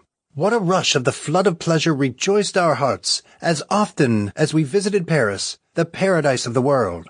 There, in very deed, with an open treasury and untied purse strings, we scattered money with a light heart, and redeemed inestimable books with dirt and dust." Richard de Bury also furthered his collection by making friends of the mendicant friars, and allured them with the most familiar affability into a devotion to his person, and, having allured, cherished them for the love of God with munificent liberality. The affability and liberality of the good bishop attained their object, and the devoted friars went about everywhere, searching and finding, and whenever he visited them, placed the treasures of their houses at his disposal. Although the mendicant orders were originally forbidden property of any kind, this rule was afterwards greatly relaxed, especially as regards books, and in Richard de Bury's time the friars had amassed large libraries and were well known as keen collectors. In France, it was not an uncommon practice for a monastery to levy a tax on its members or its dependent houses for the increase of its library, and in several houses it was customary for a novice to present writing materials at his entry and a book at the conclusion of his novitiate. As early as the close of the 11th century, Marchwart, abbot of Corvey in North Germany, made it a rule that every novice, on making his profession, should add a book to the library. The monastic libraries met their doom at the time of the Reformation and of the suppression of the religious houses. Nearly all of the books at Oxford, including the gifts of Richard de Bury, were burnt by the mob, and under Elizabeth the royal commissioners ordered the destruction of all capes, vestments, albs, missals, books, crosses, and such other idolatrous and superstitious monuments whatsoever. Since those who ought to have been more enlightened classed missals and books among idolatrous and superstitious monuments, it is not to be wondered at that the ignorant and undiscriminating mob should glory in their wanton destruction. Books that escaped the fire or the fury of the mob were put to various uses as waste paper. They were employed for scouring candlesticks and cleaning boots, for the wrapping up of the wares of grocers and soap sellers, and were exported by shiploads for the use of continental bookbinders. On the continent, too, fire, wars, plunder, and suppression dispersed or destroyed many of the monastic collections. A comparatively recent instance of book destruction caused by the fury of the rabble is afforded by the great losses undergone by Bristol Cathedral Library in the riots which took place in connection with the passing of the Reform Bill. The palace was set on fire, and the library, which was lodged in the chapter house, was brought out and most of the volumes hurled into the flames. Others were thrown into the river, into ditches, and about the streets, and although about 1,100 were subsequently recovered from second-hand clothes dealers and marine stores, only 2 copies and 1 set remained intact. As a natural consequence of the revival of learning in the 14th century, private libraries began to increase in size and in number, and the collection of books was no longer left to monks and priests.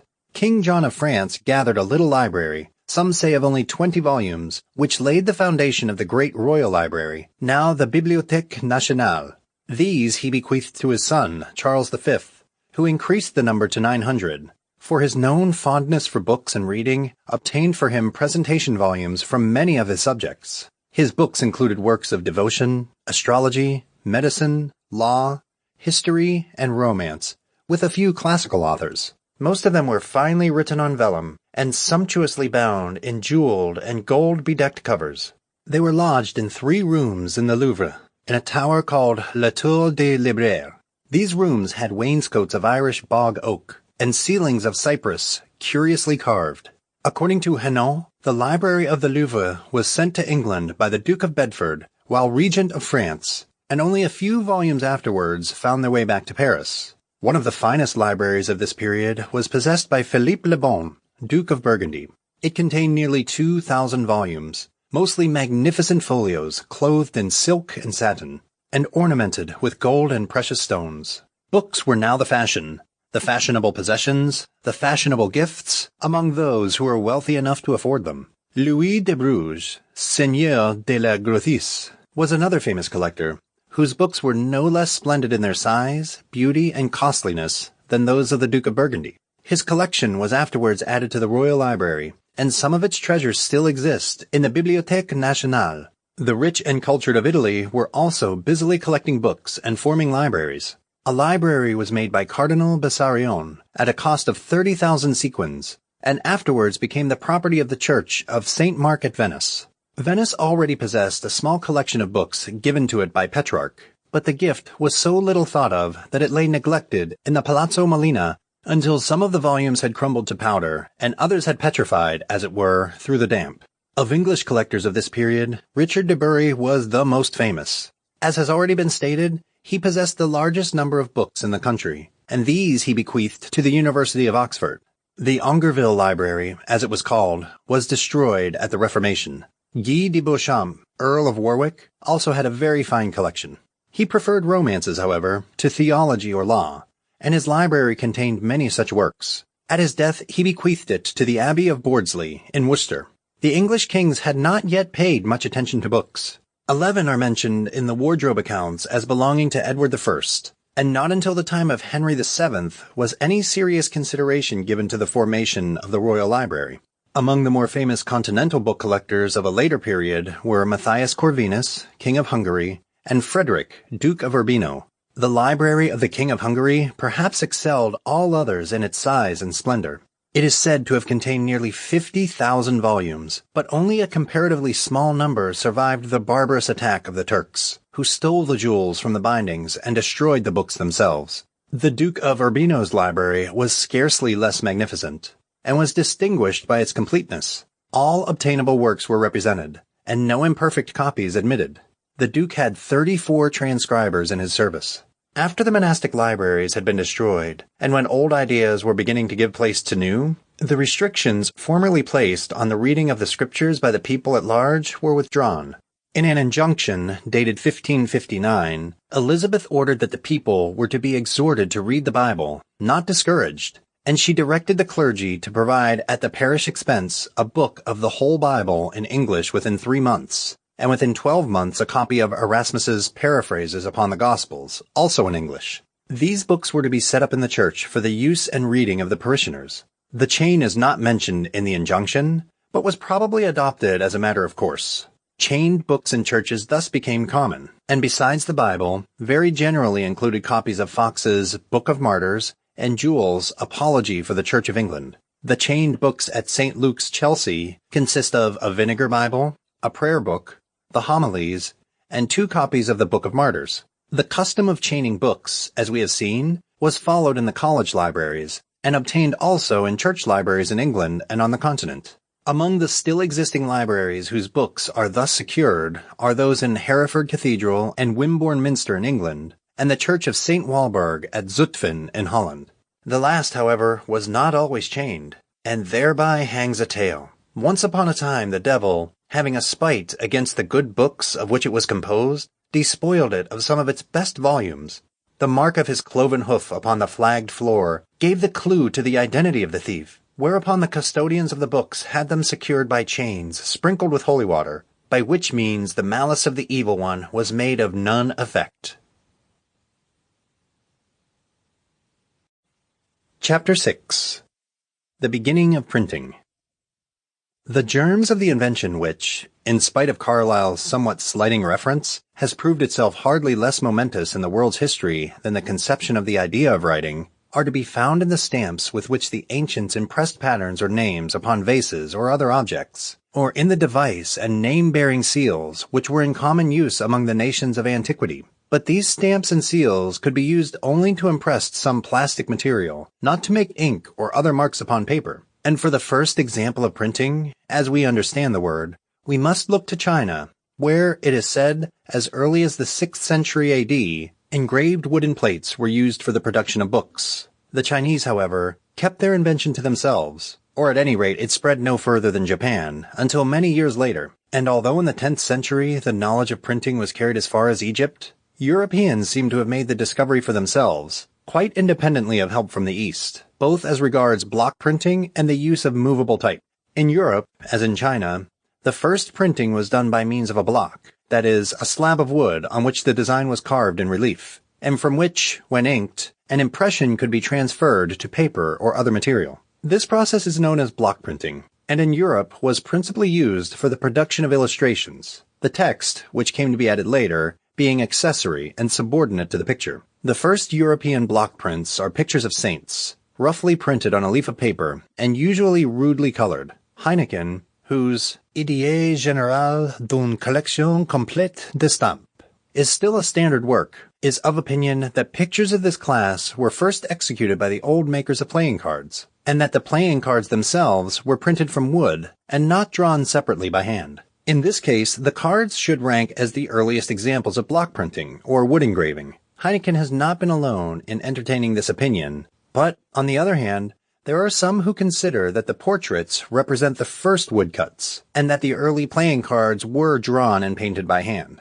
The single-leaf portraits of saints were produced chiefly, or perhaps solely, in Germany, and examples are now rare. It is curious that most of those which have survived to the present day have been found in German religious houses, pasted inside the covers of old books, and thus shielded from the destruction to which their fragile nature rendered them liable. One specimen, which has the reputation of being the earliest extant with which a date can be connected, is the well-known Saint Christopher, which represents the saint carrying the child Christ over a stream, after an old legend. This specimen bears the date 1423, and was discovered pasted in the cover of a medieval manuscript in the monastery at Buxheim in Swabia, and is now in the John Rylands Library at Manchester. The date, however, may be only that of the engraving of the block, and not the year of printing. A theory was put forward by Mr. H.F. Holt at the meeting of the British Archaeological Association in 1868 that this St. Christopher, so far from being the earliest known specimen of printing of any sort, belonged to a period subsequent to the invention of typography, and that the date 1423 refers only to the Jubilee year of the saint, and not to the execution of the print. He also held that the block books, to which we refer below, were not the predecessors of type-printed books, as they are usually considered to be, but merely cheap substitutes for the costly works of the early printers. But these theories, though not disproved, do not receive the support of bibliographers in general.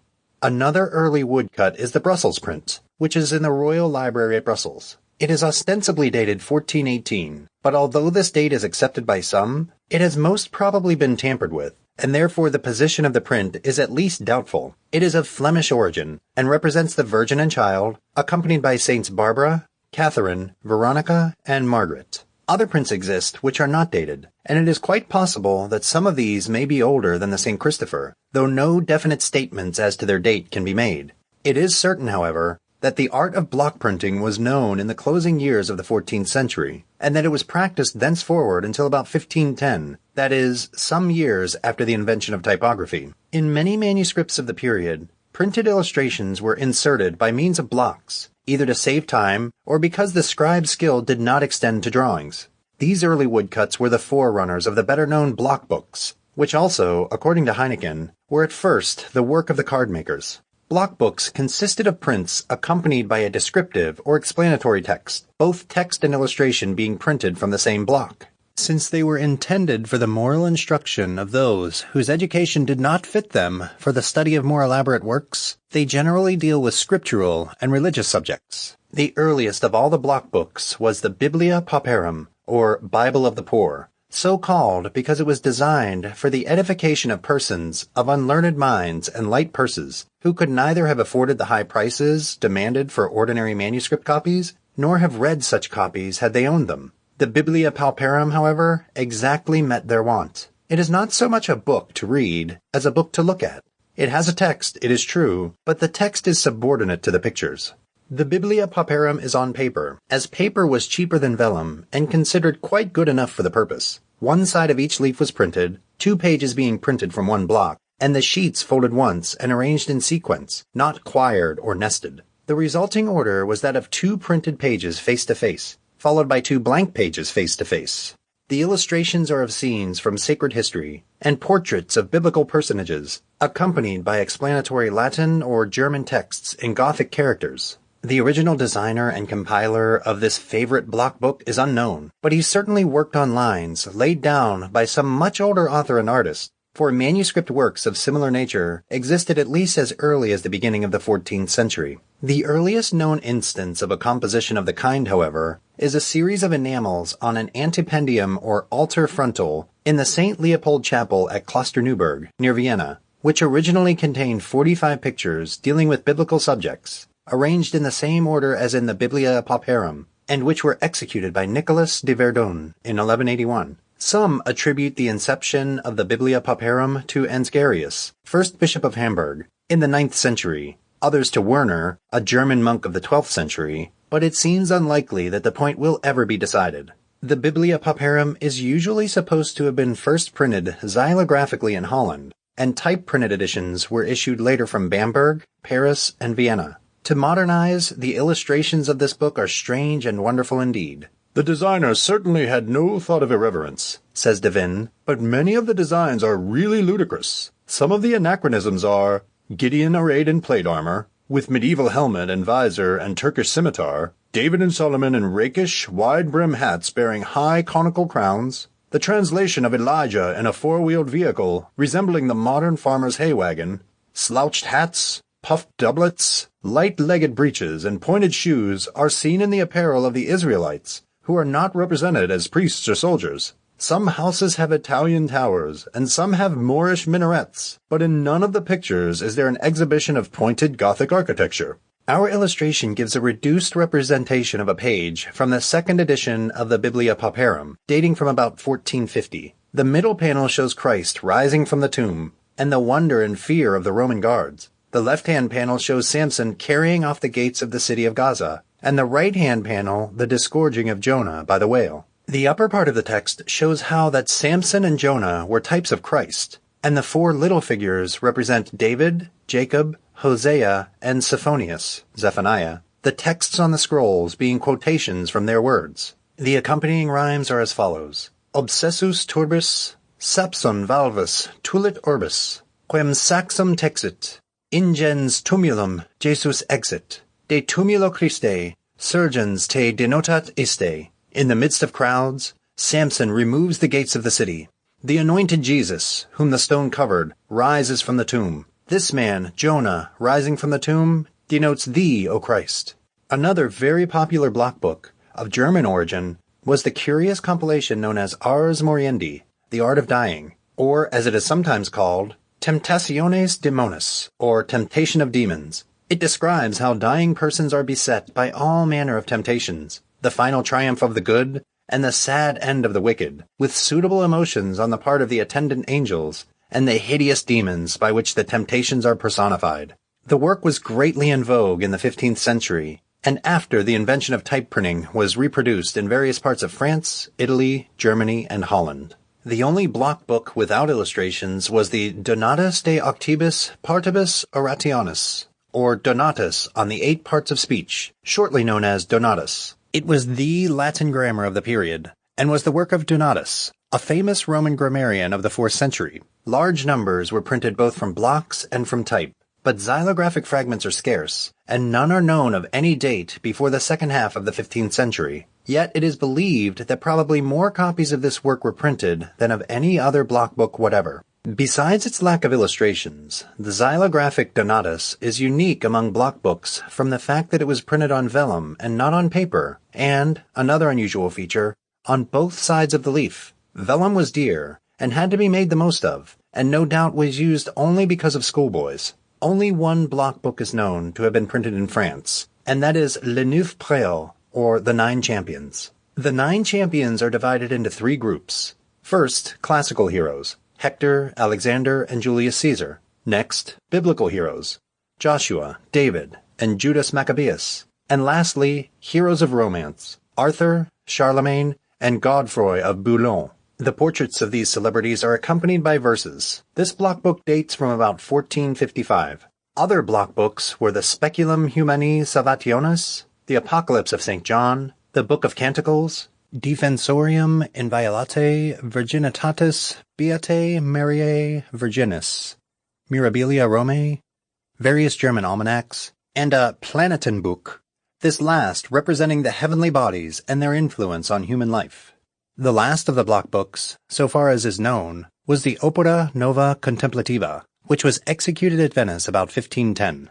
From one point of view, the Speculum Humani Salvationis, or Mirror of Salvation, is the most curious of its kind. It is looked upon as the connecting link between block books proper and type-printed books. Its purpose seems to have been to afford instruction in the facts and lessons of the Christian religion, beginning with the fall of Satan. It is founded on an old and once popular manuscript work, sometimes ascribed to Brother John, a Benedictine monk of the 13th or 14th century. 4 so-called editions of the Speculum are known, 2 of which are in Latin rhyme, and 2 in Dutch prose, all 4 having many points in common, and standing apart from the later and dated editions afterwards produced in Germany, Holland, and France. In these early copies, the body of the work consists of a text printed from movable types, with a block-printed illustration at the head of each page. But one of the Latin editions is remarkable for having 20 pages of the text printed from woodblocks. How and why these xylographic pages appear in a book whose remaining 42 pages are printed from types is a mystery.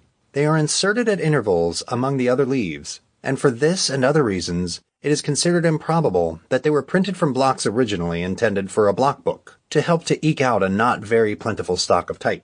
Moreover, no entirely xylographic speculum exists to lend color to such a theory. The time and place of origin of the speculum are unknown, and bibliographers are not agreed as to the order in which the several editions appeared. But such evidence as exists points to Holland as the home of the printed speculum, and those who believe that Coster of Haarlem invented typography credit him with having produced it. Block books are nearly all of German, Dutch, or Flemish workmanship.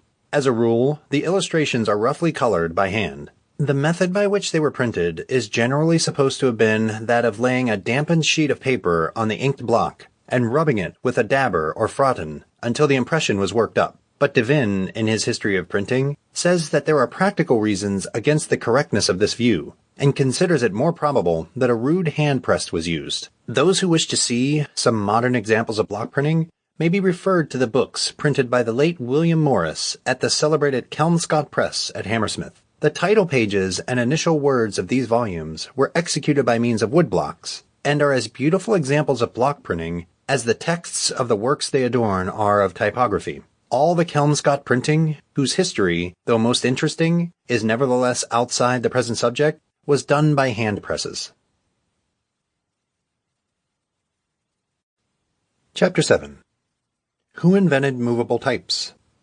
The woodblock, however, was merely a stepping stone to the greatest of all events in the history of printing, the invention of movable types, that is, of letters formed separately, which, after being grouped into words and sentences and paragraphs, could be redistributed and used again for all sorts of books. Here, once more, our Chinese friends were ahead of the rest of the world. For more than 4 centuries before German printers existed, Pi Cheng, a Chinese smith, had shown his countrymen how to print from movable types made of burnt clay. But the process, which was to prove of such untold value to those who employed the simple Roman alphabet, was almost useless to the Chinese, since the immense number of their characters rendered the older method the less tedious and cumbersome of the two. In China and Japan, therefore, the use of movable types was of short duration.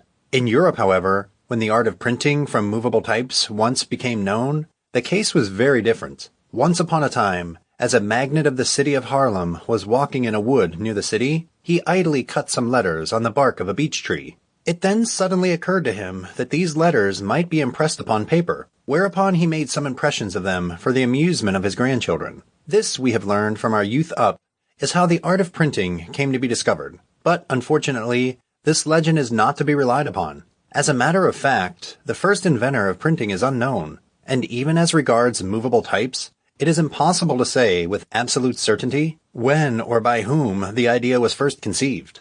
Daunon, in his Analyse des opinions diverses sur l'origine de l'imprimerie, tells us that no less than 15 towns claim to be the birthplace of printing, and that a still larger number of persons have been put forward as its inventors, from Saturn, Job, and Charlemagne downwards. The arguments for or against the pretensions of Saturn, Job, and Charlemagne, and, indeed, of the majority of the personages whose names have been mentioned in this connection, do not call for notice. For although the first printer is not known, many believe that they can point him out with tolerable certainty, and in the fierce battle which has raged round the question of the identity of the inventor of movable types, 2 names alone have been used as the respective war cries of the opposing armies. One is Johann Gutenberg of Mentz, and the other Lorenz Coster of Haarlem. Although the balance of opinion is now, and always has been, in favor of Gutenberg, the battle has been long and furious. The diligence of the disputants in collecting data in support of their theories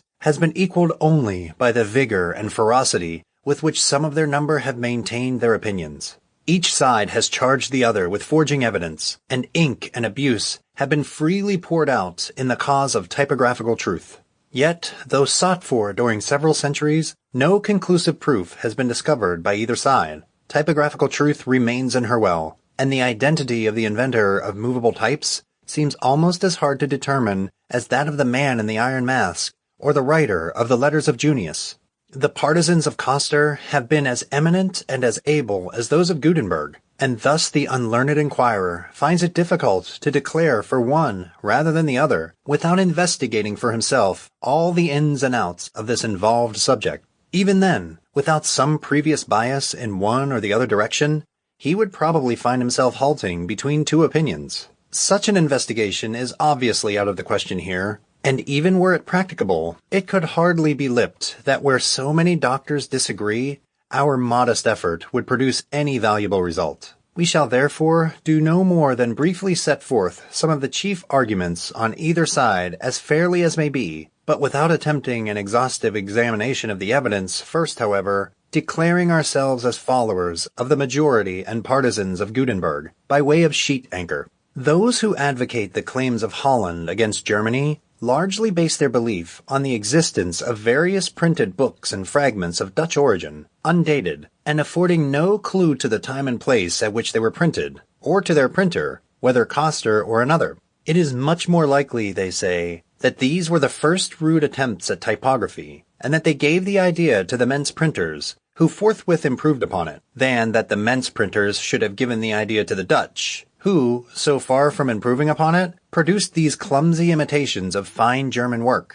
And Mr. Hessels, who made a complete examination of the evidence in favor of Gutenberg, was unable to say either that Gutenberg invented type printing or that he did not invent it. On the other hand, it is certainly possible, say the writers of the Guide to the British Museum, quote, that actual printing may have been previously executed in Holland, although, to our minds, the improbability of the printers who are asserted to have produced Donatus and the Speculum from movable types 10 years before Gutenberg, having produced nothing but the like kind of work for nearly 20 years after him, outweighs all the arguments which have been advanced in support of their claim. It is at all events certain that, without some very direct and positive evidence on the other side, mankind will continue to regard Gutenberg as the parent of the art, and Mainz as its birthplace." End quote. Within recent years, a claim for the honor of the invention has been put forward on behalf of quite another part of the world. Some early 15th century documents discovered at Avignon make unmistakable references to printing and not to xylography, and from them we learn that Procopius Waldvogel, a silversmith of Prague, was engaged in printing at Avignon in 1444, and had undertaken to cut a set of Hebrew types for a Jew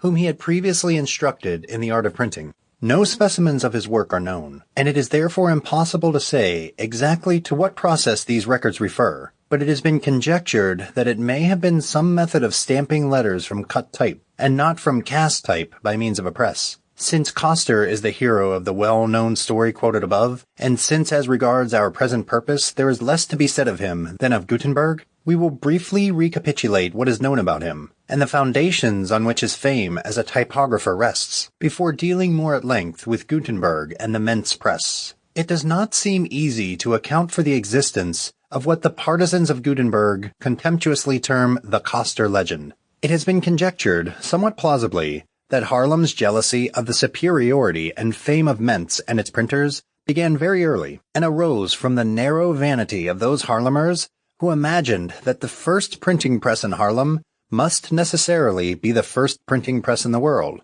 However this may be, the legend arose, and waxed strong, and many believed in it.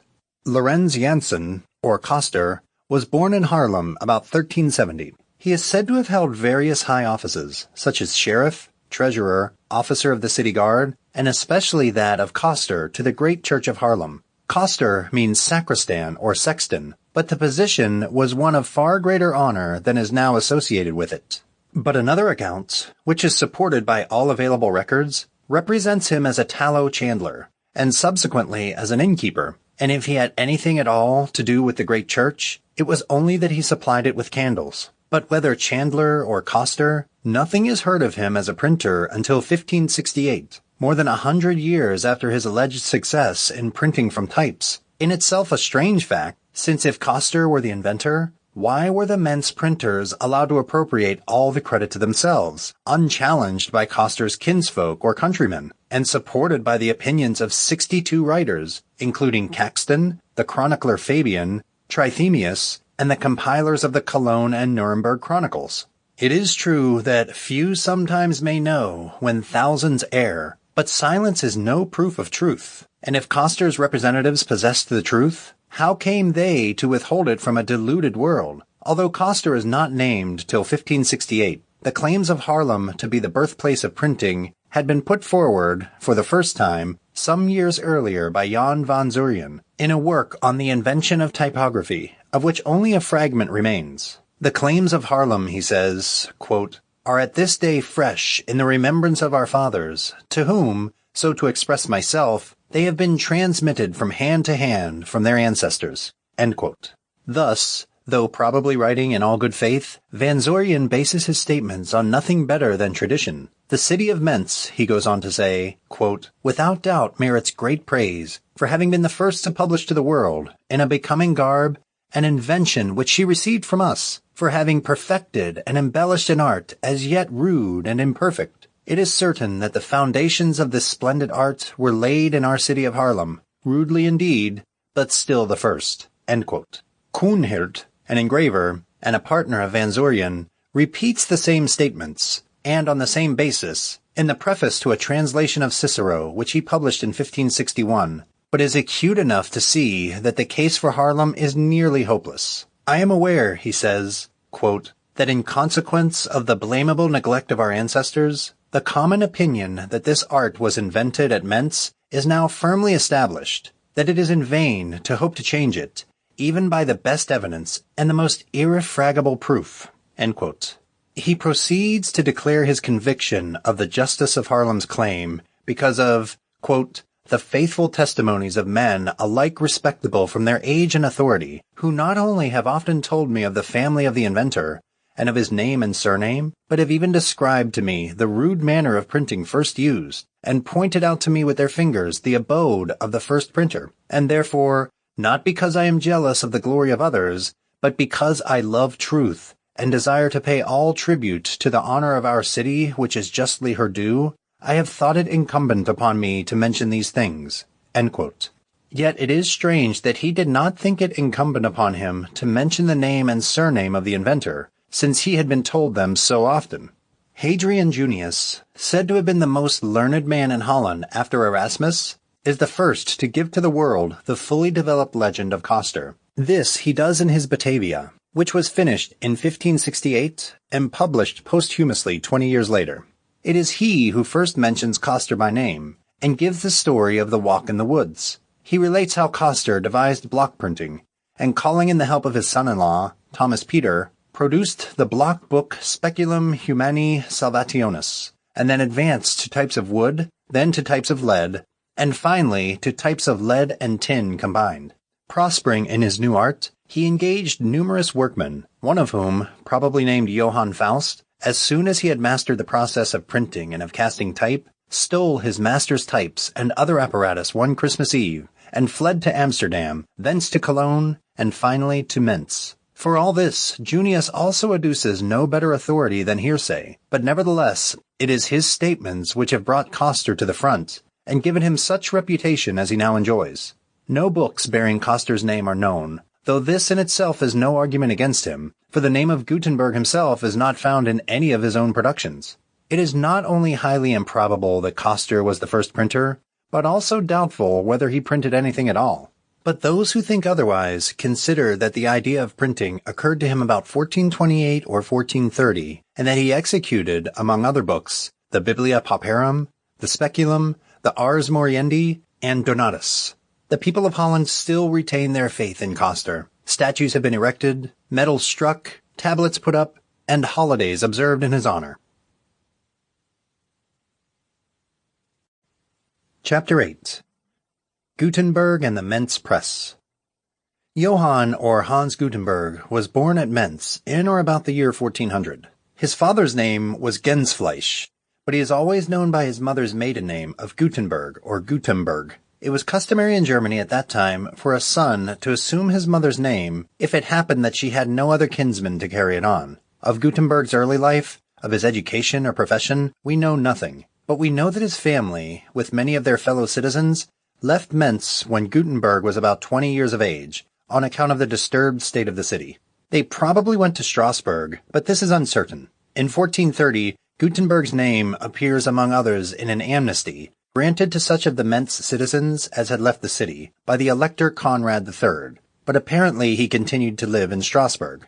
2 years later he visited Mentz, probably about a pension granted by the magistrates to his widowed mother. This is practically all that is known of the earlier part of Gutenberg's life. It is curious that nearly all the recorded information concerning Gutenberg is in connection either with lawsuits or with the raising of money. From the contracts for borrowing or repaying money into which he entered, we gathered that he was always hard-pressed, and that his invention ran away with a good deal of gold and paid back none.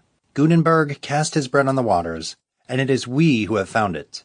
The first known event of his life, which directly concerns our subject, is a lawsuit brought against him by Georg Dritzen. Mr. Hessels implies, though he does not actually state, that he suspects the authenticity of the records of this trial. But no proof of their falsity can be adduced, and the integrity of the documents otherwise remains unquestioned.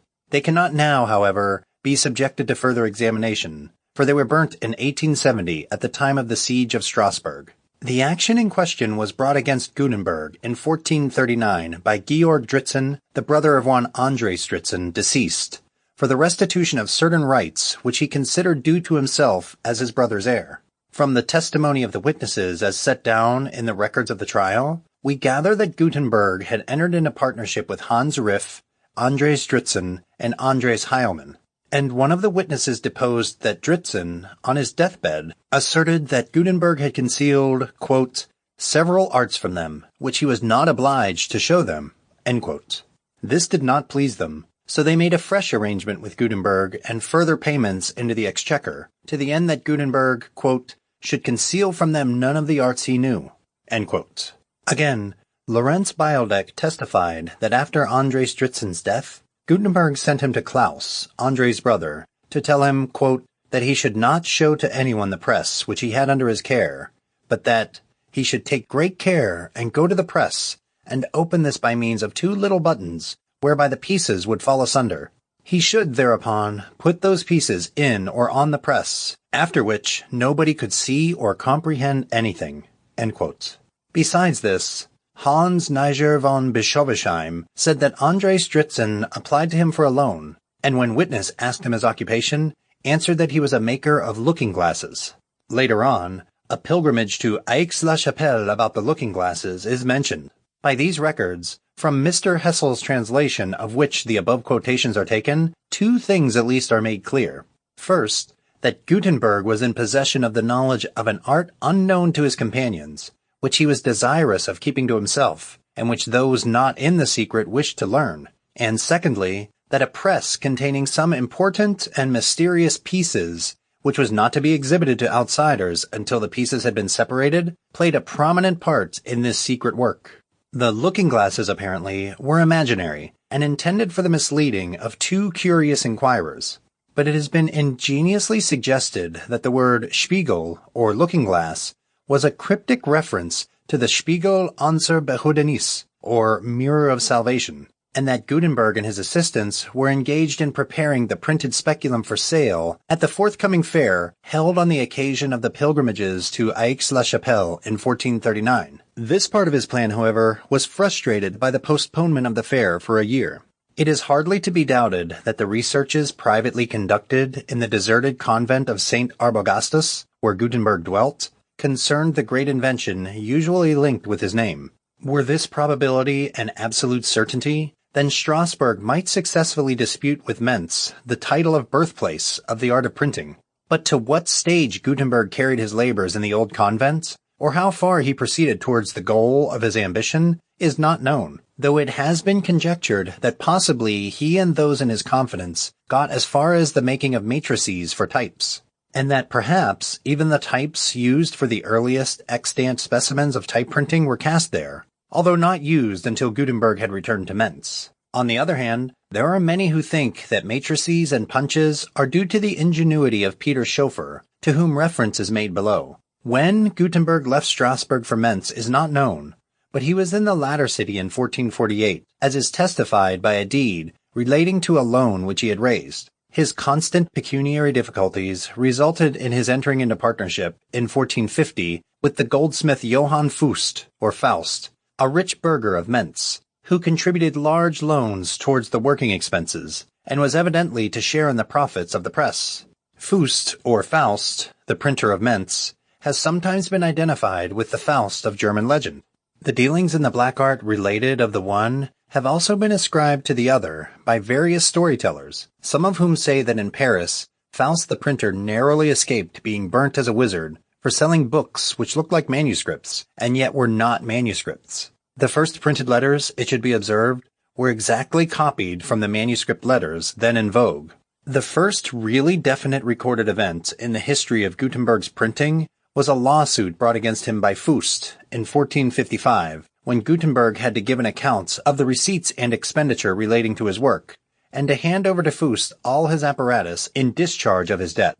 The partnership was of course dissolved, Gutenberg left Mentz, and Fust continued the printing assisted by Peter Schoeffer. Schoeffer was a servant of Fust's, who had further associated himself with the establishment by marrying Fust's daughter, and to him some attribute the improvement of the methods then employed by devising matrices and punches for casting metal types. It has even been suggested that this device of his, communicated to Fust, induced the latter to rid himself of Gutenberg by demanding repayment of his advances when Gutenberg was unable to meet the call, and that having gained possession of his partner's apparatus, he was able, with the help of Schoeffer and his inventions, to carry on the work to his own profit and glory. But it is difficult to know whether to look upon Fust as a grasping and treacherous moneylender, or as a prudent and enterprising man of business. However this may be, at the time of the lawsuit, the work of years was already perfected. Printing with movable types was now an accomplished thing, and the great Mazarin Bible, if not finished, was at any rate on the point of completion. The earliest extant specimens of printing from types, however, are assigned to the year 1454. These are some letters of indulgence issued by Pope Nicholas V to the supporters of the King of Cyprus in his war with the Turks. They consist of single sheets of vellum, printed on one side only, and measuring approximately 11 by 7 inches. They fall into two classes, of each of which there were various issues, that is to say, 1, those containing 30 lines, and 2, those containing 31 lines. The 30-line indulgence is printed partly in the type used for the Mazarin Bible. The 31-line indulgence is partly printed in type which is the same as that used for books printed by Albrecht Pfister at Bamberg, and for a Bible which disputes with the Mazarin Bible the position of the first printed book. Who printed these indulgences is not certainly known. Both emanated from the Mentz press, and it is not unreasonable to believe that both were executed by Gutenberg, since the Mazarin Bible is most probably his work, and since the types used by Pfister were perhaps at one time possessed by Gutenberg. Still, the point is not clear, and the more general view is that they were the work of two different printers. Some attribute the 30-line indulgence to Schoeffer, on the ground that some of its initial letters are reproduced in an indulgence of 1489, known to be of Schoeffer's workmanship. Yet there seems no reason why Schoeffer in 1489 should not have made use of Gutenberg's types. Indeed, it is very probable that he had every chance of doing so, as may be seen from the above account of the dissolution of partnership between Gutenberg and Fust. Those who assign the 30-line specimen to Schoeffer consider the 31-line specimen to be Gutenberg's work. And though we have no proof of this, says Mr. E. Gordon Duff, who holds this view, quote, or indeed of Gutenberg's having printed any book at all, there is a strong weight of circumstantial evidence in his favor. End quote.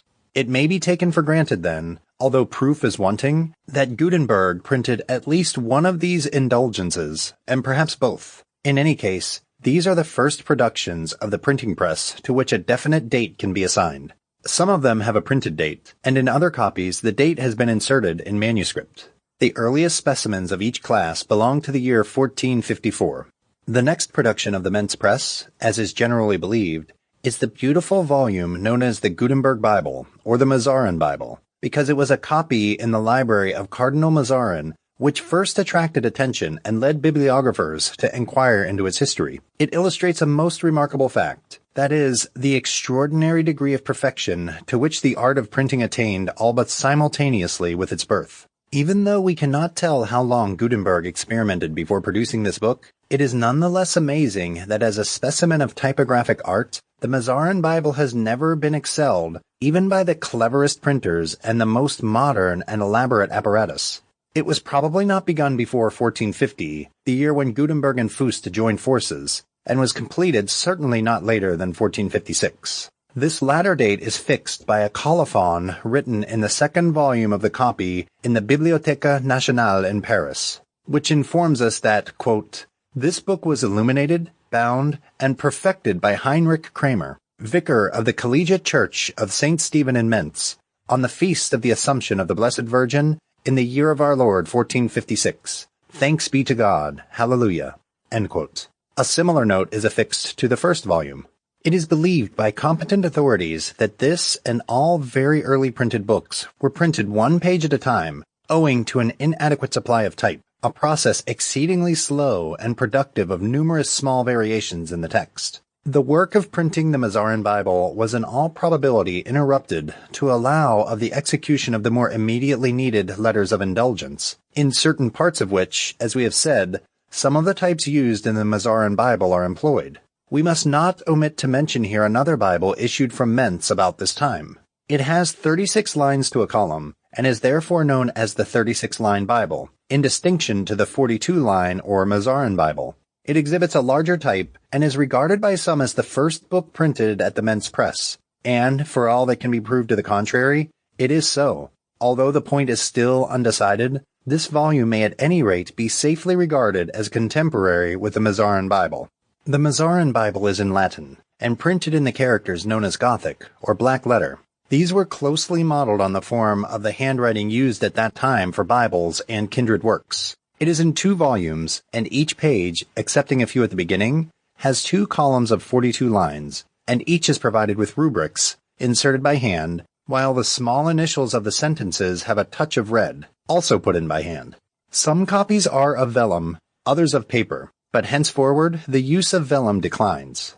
The Mazarin Bible is usually considered to be the joint work of Gutenberg and Fust. Mr. Winter-Jones has conjectured that the metal types used in early printing were cut by the goldsmiths, and that Fust's skill, as well as his money, were pressed into Gutenberg's service. But if, as some have thought, Fust provided money only, while Gutenberg was the working partner, then Fust would hardly have been concerned in its actual production until 1455, when he and Gutenberg separated. Even then, supposing the book to have been still unfinished, it is quite possible that Schoeffer did the work, but no one is able to decide the exact parts played by those 3 associated and most noted printers of Mentz. Conjecture alone can allot them.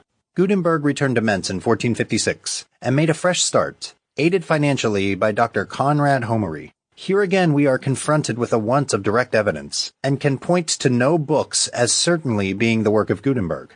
But there are good reasons for believing that under this new arrangement, he printed the Catholicon, or Latin grammar and dictionary, of John of Genoa, the Tractatus Rationis et Conscientiae of Matthias de Cracovia, Summa de Articulis Fidei of Aquinas, and an indulgence of 1461. There is a colophon to the Catholicon, which may possibly have been written by Gutenberg, which runs as follows. Quote, "By the assistance of the Most High, at whose will the tongues of children become eloquent, and who often reveals to babes what he hides from the wise, this renowned book, the Catholicon, was printed and perfected in the year of the Incarnation 1460, in the beloved city of Mentz, which belongs to the illustrious German nation, whom God has consented to prefer and to raise with such an exalted light of the mind and free grace above the other nations of the earth, not by means of reed, style, or pen, but by the admirable proportion, harmony, and connection of the punches and types." End quote. A metrical doxology follows. A few other and smaller works have also been believed to have been executed by Gutenberg at this time, but with no certainty. In 1465, Gutenberg was made one of the gentlemen of the court to Adolf II, Count of Nassau, and Archbishop of Mentz, and presumably abandoned his printing on acceding to this dignity. In 1467 or 1468, Gutenberg died, and thus ends the meager list of facts which we have concerning the life and career of the first printer. To nearly every question which we might wish to ask about Gutenberg and his work, one of two answers has to be given. It is not known, or perhaps. He does not speak for himself, and none of his personal acquaintance or his family, if he had any, speak for him. We have no reason to believe that his work brought him any particular honor, and it certainly brought him no wealth. It has been suggested, however, that the post offered to him by the Archbishop was in recognition of his invention, since there is no other reason apparent why the dignity was conferred. But we may well conclude this account of Gutenberg with Devin's words, that, quote, "There is no other instance in modern history, excepting possibly Shakespeare, of a man who did so much and said so little about it." End quote. Fust, the former partner of Gutenberg, died in 1466, leaving a son to succeed him in the partnership with Schoeffer, and Schoeffer died about 1502. Of his 3 sons, all printers, the eldest, Johann, continued to work at Mentz until about 1533. The most notable books issued by Fust and Schoeffer were the Psalter of 1457 and the Latin Bible of 1462. The Bible of 1462 is the first Bible with a date. The Psalter of 1457 is famous as being the first printed Psalter, the first printed book with a date, the first example of printing in colors, the first book with a printed colophon, and the first printed work containing musical notes, though these last are not printed but inserted by hand. The color printing is shown by the red and blue initials, but by what process they were executed has been the subject of much discussion. They are generally supposed to have been added after the rest of the page had been printed, by means of a stamp. The colophon is written in the curious Latin affected by the early printers, and Mr. Pollard offers the following as a rough rendering. Quote, "The present book of Psalms, adorned with beauty of capitals, and sufficiently marked out with rubrics, has been thus fashioned by an ingenious invention of printing and stamping, and to the worship of God diligently brought to completion by Johann Fust, a citizen of Mentz, and Peter Schoeffer of Gernsheim, in the year of our Lord 1457, on the vigil of the Feast of the Assumption." End quote. These 2 printers also produced, in 1465, an edition of the De Officiis of Cicero, which shares with the Lactantius, printed in the same year at Subiaco near Rome by Swinheim and Penartz, the honor of exhibiting to the world the first Greek types, and with the same printer's Cicero de Oratore, that of being the first printed Latin classic, unless an undated De Officiis, printed at Cologne by Ulrich Zell about this time, is the real first. Chapter 9. Early Printing. Wherever typography originated, it was from Mentz that it was taught to the world. The disturbances in that city in 1462 drove many of its citizens from their homes, and the German printers were thus dispersed over Europe. Within a little more than 20 years from the time of the first issue from the Mentz printing press, other presses were established at Strasbourg, Bamberg, Cologne, Augsburg, Nuremberg, Spires, Ulm, Lübeck, and Breslau, Basel, Rome, Venice, Florence, Naples, and many other Italian cities, Paris and Lyons, Bruges, and in 1477 at Westminster.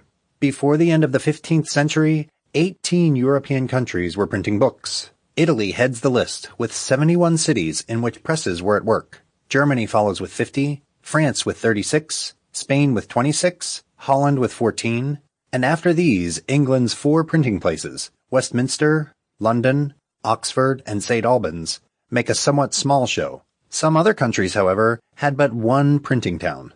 With the possible exception of Holland, England and Scotland are the only countries which are indebted to a native and not, as in every case save that of Ireland, to a German for the introduction of printing.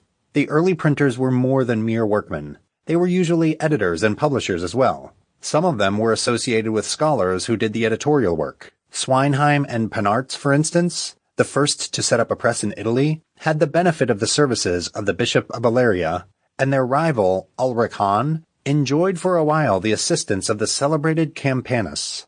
Aldus Manetius, too, the founder of the Aldine Press at Venice, though himself a literary man and a learned editor, availed himself of the help of several Greek scholars in the revising and correcting of classical texts. The exact relations of these editors to the printers, however, is not known. The English printer Caxton, who also was a scholar, usually, though not invariably, edited his publications himself. The first printers were also booksellers, and sold other people's books as well as their own. Several of their catalogs or advertisements still exist.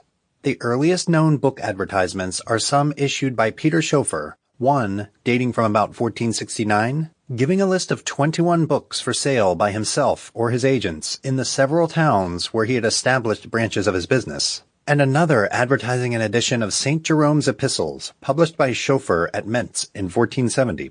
An advertisement by Caxton is also extant, and, being short, as well as interesting, may be quoted here. It is as follows.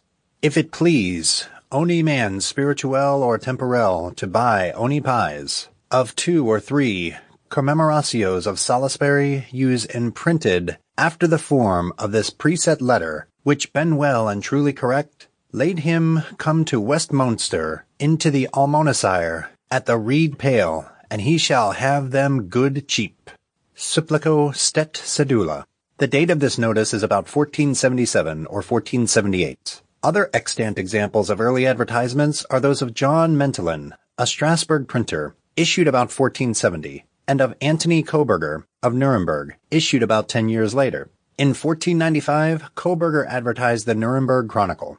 Early printed books exhibited a very limited range of subject, and were hardly ever used to introduce a new contemporary writer. Theology and jurisprudence in Germany, and the classics in Italy, inaugurated the new invention, and lighter fare was not served to the patrons of printed literature until a later date. Italy made the first departure, and took up history, romance, and poetry. France began with the classics, and then neglected them for romances and more popular works, but at the same time became noted for the beautifully illuminated service books produced at Paris and Rouen, and which supplied the clergy of both France and England. England, who received printing 12 years after Italy and 7 years after France, made more variety in her books than any. Caxton's productions consist of works dealing with subjects of wider interest, even if less learned and improving. Romances, chess, good manners, Aesop's fables, the Canterbury Tales, and the adventures of Reynard the Fox. From what sort of type the Bible, usually considered to be the first printed book, was produced is not known. Some competent authorities think that wooden types were used. Others are in favor of metal, and like the late Mr. Winter-Jones, scout the notion of wooden types and consider them impossible things. But Skene, in his early typography, declares that hard wood would print better than soft lead. Such as Blades hints that Caxton's types were made of, and to illustrate the possibility of wooden types, prints a word in Gothic characters from letters cut in boxwood. The objections made to types of this nature are that they would be too weak to bear the press, could never stand washing and cleaning, and would swell when wet and shrink when dried. Some have thought that the early types were made by stamping half-molten metal with wooden punches, and so forming matrices from which the types were subsequently cast. As we have already noticed in connection with the Mazarin Bible, the forms of the types were copied from the Gothic or black letter characters in which Bibles, Psalters, and Missals were then written. When Roman type was first cut is uncertain. The R printer of Strasbourg, whose name is unknown, and whose works are dated only by conjecture, may have been the first to use it. It was employed by Swinheim and Panarts in 1467, and by the first printers in Paris and Venice. It was brought to the greatest perfection by Nicolas Jenson, a Frenchman working in Venice. Caxton never employed it, and it was not introduced into England until 1509.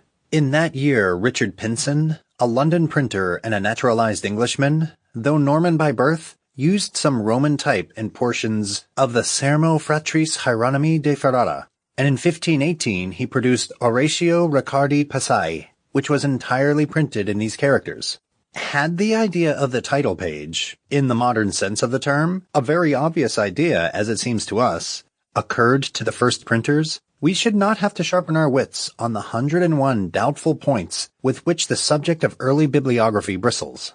Today, the title page not only introduces the book itself, but declares the name of the writer and the publisher, and the time and place of publication. But during the first 60 years of printing, title pages were rare, and the old methods followed by the scribes in writing their manuscript books still obtained. The subject matter began with incipit, or here beginneth, etc., according to the language in which the work was written, and such information as the printer considered it desirable to impart was contained in the colophon, or note affixed to the end of the book. More often than not, these colophons are irritatingly reticent, and withhold the very thing we want to know. At other times they are informing, and in some cases amusing. Dr. Garnett has suggested that as a literary pastime, someone might do worse than collect 15th century colophons into a volume, for the sake of their biographical and personal interest, but I am not aware that his idea has been carried out. 2 colophons have already been quoted here. The first printed colophon, see page 103, and one which is possibly from the pen of Gutenberg, see page 101. A quaint specimen found in a volume of Cicero's Orationes Philippicae, printed at Rome by Ulrich Hahn, about 1470, descends to puns. It is in Latin verse, and supposed by some to have been written by Cardinal Campanus, who edited several of Hahn's publications. It informs the descendants of the geese who saved the capital that they need have no more fear for their feathers. For the art of Ulrich the cock, German Hahn equals Latin Gallus equals English cock, will provide a potent substitute for quills. A colophon to Cicero's Epistolae Familiaris, printed at Venice in 1469 by Joannes de Spira, declares with pardonable pride that he had printed 2 editions of 300 copies in 4 months. The first book with any attempt at a title page is the Sermo ad Populum Predicabilis, printed at Cologne in 1470 by Arnold Therhornen, but a full title page was not generally adopted till 50 years later. The first English title page is very brief and reads as follows: "A passing good little book, necessary and beautiful against the pestilence. This good little book, written by Canutus, Bishop of Aarhus, was printed in London about 1482 by Macalenia." A later development of the title page was a full-page woodcut, headed by the name of the work, as in the King Richard Coeur de Lion, printed in 1528 by Winking de Worde. The same woodcut does duty in another of the same printer's books for Robert the Devil. Early title pages in Latin sometimes render the names of familiar places of publication in a very unfamiliar form. London may appear as Augusta Trinobantum, Edinburgh as Anita, Dublin as Eblana. Some towns are easily recognized by their Latin names, such as Roma or Venice. Others are less obvious, such as Moguntia or Mentz, Lutetia or Paris, Argentina or Strasbourg. Several places had more than one Latin form of name. London, for example, was also Londinum, and Edinburgh, Edinburghum. Pagination, or numbering of the pages, was first introduced by Arnold Therhornen, in the same book in which he gives us the first title page, and to which reference has already been made. He did not place the figures at the top corner, however, but in the center of the right-hand margin. The practice of printing the first word of a leaf at the foot of the leaf preceding, as a guide for the arrangement of the sheets, was first employed by Vendelinus de Spira of Venice, in the Tacitus, which he printed about 1469. Chapter 10. Early printing in Italy and some other countries. The new invention found more favor in Italy than in any other country, for more presses were established there than anywhere else. The printers, however, were all Germans, and before 1480, about 110 typographers were at work in 27 Italian cities. They kept the secrets of their trade well to themselves, and not till 1471 was any printing executed by an Italian. In May of that year, the De Medicinis Universalibus of Mesua was executed at Venice by Clement of Padua, who accomplished the truly wonderful feat of teaching himself how to print. Another Italian, Joannes Philippus de Lingamin, printed at Rome sometime before July 26, 1471, and it is therefore uncertain whether he or Clement of Padua was the first native printer of Italy. The first press established in Italy was that set up in the Benedictine monastery of St. Scholastica at Subiaco, a few miles from Rome, by 2 German typographers, Conrad Sweinheim and Arnold Panartz. There they issued Cicero's De Oratore in 1465, the first book printed in Italy. In their petition to the Pope, referred to below, they say that they had printed a Donatus, presumably before the Cicero, but no such work is known, and some have thought it only as a block book. In the same year, they issued the works of Lactantius, the Christian Cicero, the first dated book executed in Italy. It is also one of the earliest books to adopt a more elaborate punctuation than the simple oblique line and full stop in general use. The Lactantius has a colon, full stop, and notes of admiration and interrogation. Both these books are printed in a pleasing type, which is neither Gothic nor Roman, but midway between the two. 2 years later, Swinehype and Ponartz removed to Rome, where their countryman, Ulrich Hahn, was already at work, and prosecuted their business with so much energy and apparently so little prudence or regard to the works of other printers that at the end of 5 years they had printed no less than 12,475 sheets, which they could not sell, and were in such financial straits that they petitioned the Pope for assistance for themselves and their families. Whether they obtained it is unknown, but the partnership was soon after dissolved, and the name of Ponartz alone appears in books of 1475 and 1476. When these two printers died is uncertain.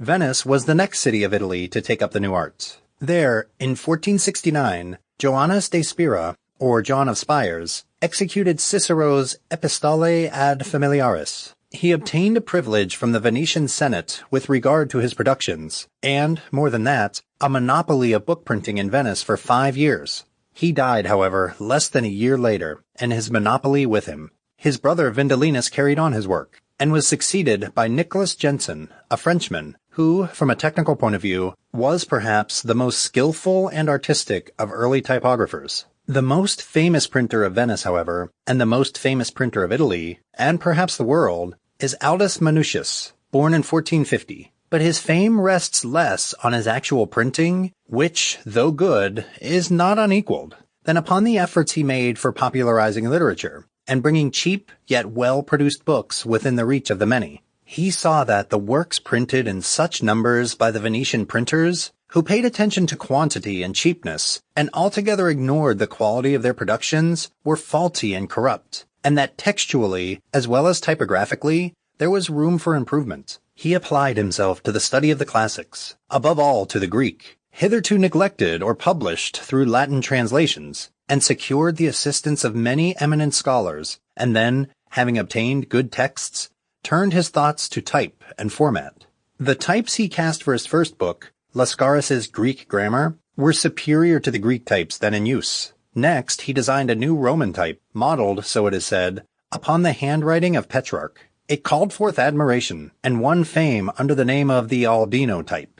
Its use has continued to the present day, and it is known to almost everyone as italic. It was cut by Francesco de Bologna, who was probably identical with Francesco Raiabellini, that painter-goldsmith who signed himself on his pictures as Arifex, and on his gold work as Pictor. The advantage of the Aldino type, at the time of its invention, when type was large and required a comparatively great deal of space, was that its size and form permitted the printed matter to be much compressed, while losing nothing in clearness. The book for which it was used could be made smaller and printed more cheaply. In 1501, Aldus inaugurated his new type by issuing a Virgil printed throughout in Aldino. It occupied 228 leaves, and was of a neat and novel shape, measuring just 6 by 3½ inches. This book, which was sold for about 2 shillings of our money, marks Aldus as the pioneer of cheap literature not for the wealthy alone, but for all who loved books. A proof of the popularity of the new departure is afforded by the fact that the Virgil was immediately forged, that is to say, reproduced in a number of exceedingly inferior copies by an unknown printer of Lyons. The Aldine mark, which appears on Aldus's edition of Dante's Terze Rime in 1502, and on nearly all the numerous works subsequently issued from this famous press, is a dolphin twined about an anchor, and the name Aldus divided by the upper part of the anchor. This device continued to be used after the death of Aldus Manutius in 1515 by his descendants, who carried on the work of the press until 1597. France was somewhat late in availing herself of the advantages offered by the new arts, although Peter Schoeffer had a bookseller's shop in Paris. In 1470, Guillaume Fichet, rector of the Sorbonne, invited 3 German printers, Ulrich Gehring, Michael Freiberger, and Martin Kranz, to come and set up a printing press at the Sorbonne. The first work they produced there was the Epistolae of Gasparinus Barzisius. For this and a few other volumes, they used a very beautiful Roman type. But after the closing of the Sorbonne Press in 1472, they established other presses elsewhere in Paris and adopted a Gothic character similar to that of the contemporary French manuscripts, and therefore more likely to be popular with French readers. The first work printed in the French language, however, is believed to have been executed, chiefly at any rate, by an Englishman, probably at Bruges 5 years later, that is about 1476. The book was Le Recueil des Histoires de Troyes. The Englishman was William Caxton. Caxton also printed at the same place, and about the year 1475, the first book in the English language, a translation of Le Recueil. In both these works, he may have been assisted by Collard Mension, believed by some to have been his typographical tutor, though so eminent an authority as Mr. Blades holds that Le Recueil was printed by Mension alone, and that Caxton had no hand in it. As with so many other questions concerning early typography, there seems to be no means of deciding the points. The first work in French which was issued in Paris was the Grande Chronique de France, printed by Pasquier Bonhomme in 1477. Holland and the Low Countries can show no printed book with a date earlier than 1473, while the celebrated city of Haarlem's first dated book was produced 10 years later. But printing was very possibly practiced in these countries at an earlier period, and some undated books exist, which those who ascribe the invention of typography to Holland consider to have been executed by Dutch printers before any German books had been given to the world. Those who stand by Germany, of course, think otherwise. In the year just named, 1473, Nicolaïm Quetellier and Gérard de Lempt produced Peter Comestor's Historia Scholastica at Utrecht, and Alost and Louvain also started printing. The types of John Veldener, the first Louvain printer, have a great resemblance to those used by Caxton, and have led some to believe that Veldener supplied Caxton with the types he first used at Westminster. About the same time, Collard Mension, noted for his association either as teacher or assistant with Caxton, is supposed to have introduced printing into Bruges. His first dated book was a Boccaccio of 1476, and he continued to print until 1484, when he issued a fine edition, in French, of Ovid's Metamorphoses. After this, nothing more is known of him. Blades thinks that his printing brought him financial ruin, and suggests that he may have joined his old friend Caxton at Westminster, and helped him in his work. But this is only conjecture. We have already seen that it was from Collard Mension's press that the first printed books in the English and French languages were produced. The first Brussels press was established by the Brethren of the Common Life, a community who had hitherto made a specialty of the production of manuscript books. At what date they began to print in Brussels is uncertain, but their first dated book, the Notos Solitos Sive Speculum Conscientiae, is of the year 1476. The Brethren also had an earlier press at Marienthal, near Mentz, and subsequently set up others at Rostock, Nuremberg, and Gouda. The Elzevirs belong to a somewhat later period than that with which we are concerned in these chapters, but a name so famous in bibliographical annals as theirs cannot well be passed over. The first of the Elzevirs was Louis, a native of Louvain, who in 1580 established a bookshop in Leiden, gained the patronage of the university, and opened an important trade with foreign countries. Certain of his sons and successors became printers as well as booksellers, and produced work of the highest excellence. Some of them opened shops or set up presses at Amsterdam, The Hague, and Utrecht, and also established agencies or branches elsewhere, and extended their trade all over Europe. The history of the partnerships between different members of the family, and of the 1,600 and odd publications which they printed or sold, is a complicated subject upon which there is no need to enter here. The last of the Elzevirs, a degenerate great-great-grandson of the first Louis Elzevir, was Abraham Elzevir of Leiden, who died in 1712, leaving no heir, and at whose decease the press and apparatus were sold. Chapter 11. Early Printing in England. The first name on the list of early English printers, it is hardly necessary to say, is that of Caxton. In his Life and Typography of William Caxton, the late Mr. Blades has told all there is to be known of Caxton's life, and a great deal about Caxton's work. And although, as regards the latter half of the subject, there are authorities who dissent from some of the theories he advances, Mr. Blades' monograph remains the standard work on the matter of England's first printer, and the recognized source of information concerning him and his books. But notwithstanding Mr. Blade's industry and learning, our knowledge of the early part of Caxton's life is very scanty, and is derived mainly from what Caxton himself tells us in the prologue to his first literary production, the English translation of the French romance by Lefebvre, entitled Le Recueil des Histories de Troie, or, anglicized, The Recueil of the Histories of Troy. Speaking of his boldness in undertaking the work, he refers to the simplines and unperfeitness that I had in both languages, that is to wit, in French and in English. For in France was I never, and was born and learned mine English in Kent in the Weald, where I doubt not is spoken as broad and rude English as is in any place of England. He was born probably in 1422 or 1423, and further than this we know nothing of him till his apprenticeship to Robert Large, a London mercer. Large died before Caxton's term of apprenticeship expired, and the next we hear of young Caxton is that he was living on the continent, probably at Bruges. At the time he wrote the prologue from which quotation has just been made, that is, about 1475, he had been for 30 years, for the most part, in the countries of Brabant, Flanders, Holland, and Zealand. Yet notwithstanding so long a residence in the Low Countries, he describes himself as mercer of ye city of London. As a wool merchant in Bruges, he prospered, and in time rose to be governor of the Company of Merchant Adventurers, or the English Nation, and in that capacity probably dwelt at the Domus Angliae, the company's headquarters in Bruges. In 1468, and while holding this honorable and important position, he began his translation of Le Recueil, but soon laid it aside unfinished. 2 years later he took it up again, but by this time he had resigned the governorship, and was engaged in the service of the Duchess of Burgundy, sister of Edward IV of England.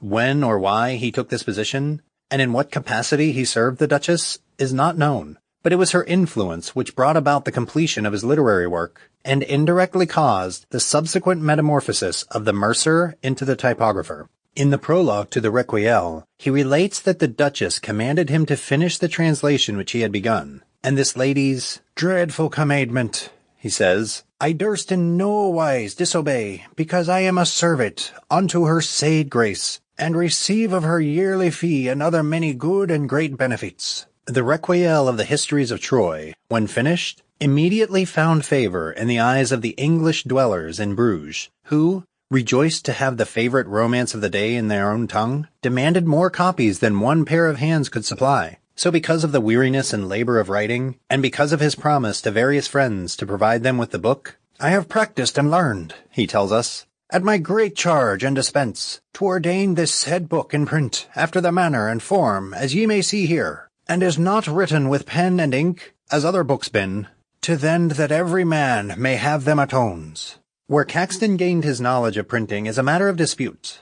Mr. Blades holds that he was taught by Collard Mancion, the first printer of Bruges, others that he learned at Cologne. Mr. Blades adduces in support of his view the similarity of the types of Mancion and Caxton, the reproduction in Caxton's work of various peculiarities to be observed in Mancion's, the improbability that Caxton would have traveled to Cologne to get what was already at hand in the city where he lived, and the absence in his work of any typographical link between him and the Mentz school. For the Cologne theory, Wynkyn de Voorde, who carried on the work of Caxton's printing office at Westminster after the latter's death, supplies some foundation in his edition of Bartholomeus de Proprietatibus Rerum, where he says, quote, And also of your charity call to remembrance the soul of William Caxton, the first printer of this book, in Latin tongue at Colline, himself to avance, that every well-disposed man may thereon look. End quote. As usual, there is something to be said on both sides, but leaving this debatable ground, we will only add that the Recueil of the Histories of Troy, translated by himself from the French, is generally considered to be the first book printed by Caxton, perhaps with Mancion's help, and probably at Bruges, and in or about the year 1475. It is also the first printed book in English. It was followed about 1476 by the French version of the same work, and by the famous Game and Play of the Chess Moralized. This was once believed to be the first book printed on English soil, but it is now assigned to Caxton's press on the continent, probably at Bruges. About 1476, Caxton returned to England and set up his press at Westminster. It has been asserted that he worked in the scriptorium, but it is not known that Westminster Abbey ever had a scriptorium. Others have thought that he printed in some other part of the abbey. His office, however, was situated in the almonry, in the abbey precincts, and was called the Red Pale, but it is now impossible to identify the place where it stood. In 1477, Caxton produced the Dictes or Sayings of the Philosophers, the first book, so far as is known, ever printed in England. The Westminster printer was patronized by the king and by the mighty of the land, and also by the Duchess of Burgundy, and with his pen, as well as with his press, he sought to supply the books and literature which the taste of the time demanded. "The clergy wanted service books," says Mr. Blades, "and Caxton accordingly provided them with psalters, commemorations, and directories. The preachers wanted sermons, and were supplied with the Golden Legend and other similar books. The princes, lords, barons, knights, and gentlemen were craving for joyous and pleasant histories of chivalry, and the press at the Red Pale produced a fresh romance nearly every year." From his arrival at Westminster about 1476 until his death about 1491, the date is not exactly known, Caxton was continually occupied in translating, editing, and printing, though beyond the prologues, epilogues, and colophons to his various publications, he composed little himself, his principal work being the addition of a book to Higston's Polychronicon, bringing that history down to 1460. His translations number 22. The long list of his printed works includes a Horae, printed about 1478, and now represented only by a fragment, which is of great interest as being probably the earliest English printed service book extant. It was found in the cover of another old book, and is now in the Bodleian Library. Other books printed by Caxton were the Canterbury Tales, Boethius, Parvis et Magnus Catho, a medieval schoolbook, the third edition of which contains 2 woodcuts, probably the earliest produced in England, the History of Reinhard the Fox, translated from the Dutch by Caxton, a book of the Chess Moralized, a second edition of the Game and Play of the Chess, printed by Caxton abroad, the Chronicles of England, the Pilgrimage of the Sowl, believed to have been translated from the French by Lydgate, Gower's Confessio Amantis, the Knight of the Tour, translated by Caxton from the French, the Golden Legend, consisting of lives of saints compiled by Caxton from French and Latin texts, the Fables of Aesop, etc., translated by Caxton from the French, Chaucer's Book of Fame, Troilus and Cressid, Malory's Morte d'Arthur, the Book of Good Manners, translated by Caxton from the French of Jacques Legrand, Statutes of Henry VII, in English, the earliest known volume of printed statutes, the Governal of Health, from the Latin, author and translator unknown, the earliest medical work printed in English, divers ghostly matters, including tracts on the 7 points of true love and everlasting wisdom, the 12 prophets of tribulation, and the rule of Saint Benet, the 15 O's and other prayers, printed by command of Our Liege, Lady Elizabeth, Queen of England, and the Princess Margaret, and the Profitable Book for Main Soul and Right Comfortable Book is called The Chastising of God's Children. Between 70 and 80 different books, besides indulgences and other small productions, are attributed to Caxton's press, and the works just named will serve to give an idea of their diversity and range. Some of the most popular were printed more than once. Of the Golden Legend, for example, 3 editions are known, and of the Dictes or Sayings, the Horae, and Parvis et Magnus Catho, and several others, 2 editions are known. There is also a strong probability that many of Caxton's productions have been lost altogether, since 38 of those yet extant are represented either by single copies or by fragments. Caxton, according to Mr. Blades, used 6 different founts of Gothic type, but Mr. E. Gordon Duff, in his early English printing, credits him with 8 founts. His books are all printed on paper, with the exception of a copy of the Speculum Vitae Christi in the British Museum, and one of the Doctrinal of Sapience in the Royal Library at Windsor Castle. The well-known device of Caxton was not used by him till 1487. It is usually understood to stand for WC74, but its exact meaning is not known. Blades believes that it refers to the date of printing of the Requiel, the first product of Caxton's typographical skill. Caxton's device. In 1480, 3 or 4 years after Caxton had settled at Westminster, John Latou, a foreigner of whom little is known, established the first London printing press. His workmanship was particularly good, and he was the first in this country to print 2 columns to the page. He subsequently took into partnership William de Macalinia, and according to the colophon of their Tenoris Novelli, the office of these 2 printers was located in the Church of All Saints, but this piece of information is too vague to assist in the identification of the spot. Macleania is afterwards found working alone in an office near the Fleet Bridge. His later books were printed in Holborn. A well-known name is that of Wynkyn de Worde, a native of Holland, and at one time assistant to Caxton.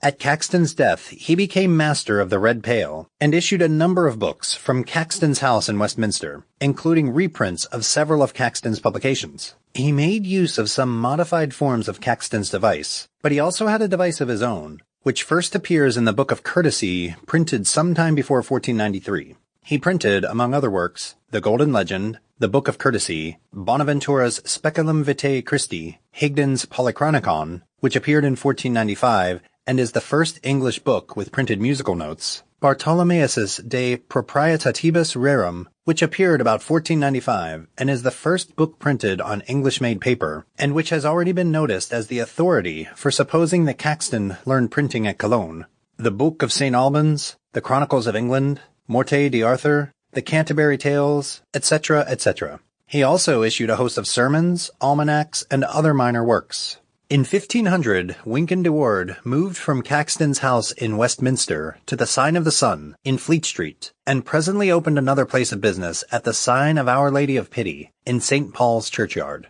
About a year after Caxton had established himself at the Red Pale and had issued the Dictes or Sayings, and 2 years before the city of London had attained to the dignity of a printing press, typography began to be practiced at Oxford, but by whom is not known, though very possibly by Theodore Rood of Cologne. The first Oxford book was the Expositio in Symbolum Apostolorum of St. Jerome, a work which happens to be dated 1468, and has thereby led some to assign to Oxford the credit of having printed the first book in this country. But that date is now acknowledged to be a printer's error for 1478. A similar misprint led to a similar error as to the first book printed in Venice. The Decor Puellarum, executed by Nicholas Jensen, purports to have appeared in 1461, and thus was at one time supposed to be the first book printed in Venice, but the date is now recognized as a misprint for 1471, which leaves John of Spires, the first Venetian printer, and his Epistolae Familiares of Cicero, 1469, the first Venetian printed book.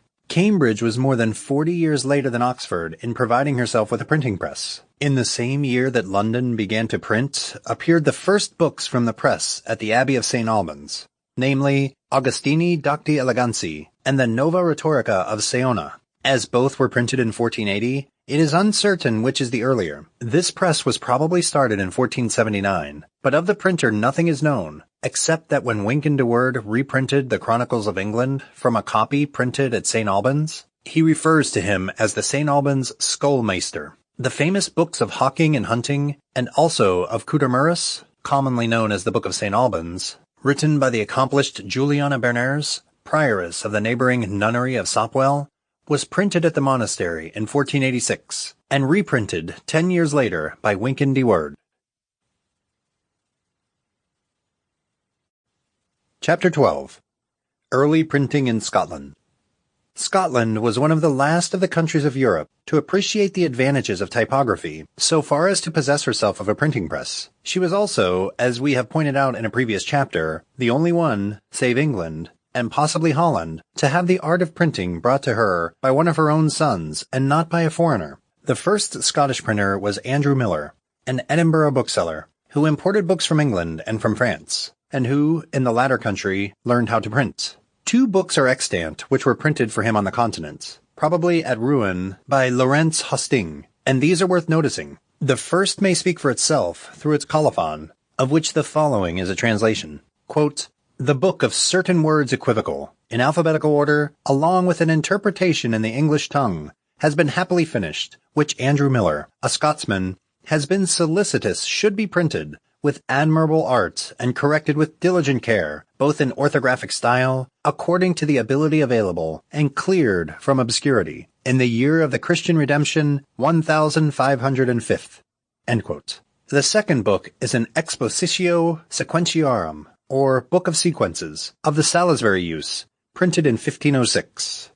Miller's device. In 1507, Miller was taken into partnership by Walter Chepman, and fortified by a royal privilege, these two set up the first Scottish printing press, with plant and types and workmen brought by Miller from France. Chepman furnished the capital, and Miller the knowledge. Their press was situated at the foot of Blackfriars Wynd in the South Gate in Edinburgh. The privilege sets forth that Miller and Chapman have, quote, at our instance and request, for our pleasure, the honour and profit of our realm and legis, taken on them to furnish and bring hame one print, with all stuff belonging thereto, and expert men to use the same for imprinting within our realm the books of our laws, acts of parliament, chronicles, mess books, end quote, etc. It is believed that the favour and encouragement shown to Miller and Chapman by the king was the result of the influence of William Elphinstone, Bishop of Aberdeen, who had prepared a breviary, Breviarium Aberdonense, which he wished to be used by his countrymen to the exclusion of the Salisbury Missal, and that the real purpose of the promotion of the first printing press in Scotland was the printing of this work. For the privilege goes on to say, quote, and alice it is to visit and thought expedient be us and our consul, that in time coming mess books, after our own Scottish use, and with legends of Scottish sanctus, as is now gathered and eket be ane reverend Father and God, and our trust counsellor, William Bishop of Aberdeen, and others, be used generally within all our realm, alsoon as the same may be imprinted and provided, and that no manner of sick books of Salisbury use be brought to be sold within our realm in time coming. End quote. Anyone infringing this decree was to be punished, and the books forfeited. But the earliest work of the Southgate Press consisted of literature of a lighter sort, and, when dated at all, is dated 1508, while the breviary did not make its appearance till later. These early productions, which survive only in fragments, included the Porteus of Noblines, the Knightly Tale of Golagros and Gawain, Sir Eglamour of Artois, the Maying or Disport of Chaucer, and several others. The Maying or Disport of Chaucer is the most perfect specimen remaining, and its exact date can be ascertained from its colophon, which reads as follows, quote, here ends the Maying and Disport of Chaucer, imprinted in the South Gate of Edinburgh, by Walter Chapman and Andrew Miller, the 4th day of April, the year of God, MCCCCC and VIII years. End quote. The Maying and Disport is better known as the Complaint of a Lover's Life, or the Complaint of the Black Knight. Strange to say, we hear no more of Miller after this.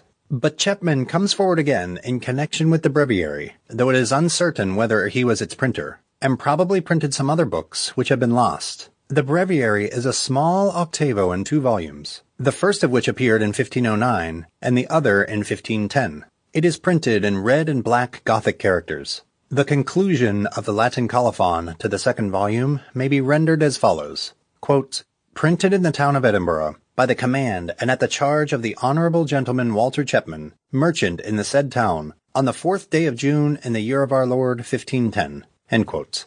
The next Scottish printer, so far as is known, was a certain John Story, though only an office of Our Lady of Pity, accompanied by a legend on the subject of the relics of St. Andrew, remains to testify to us of his existence.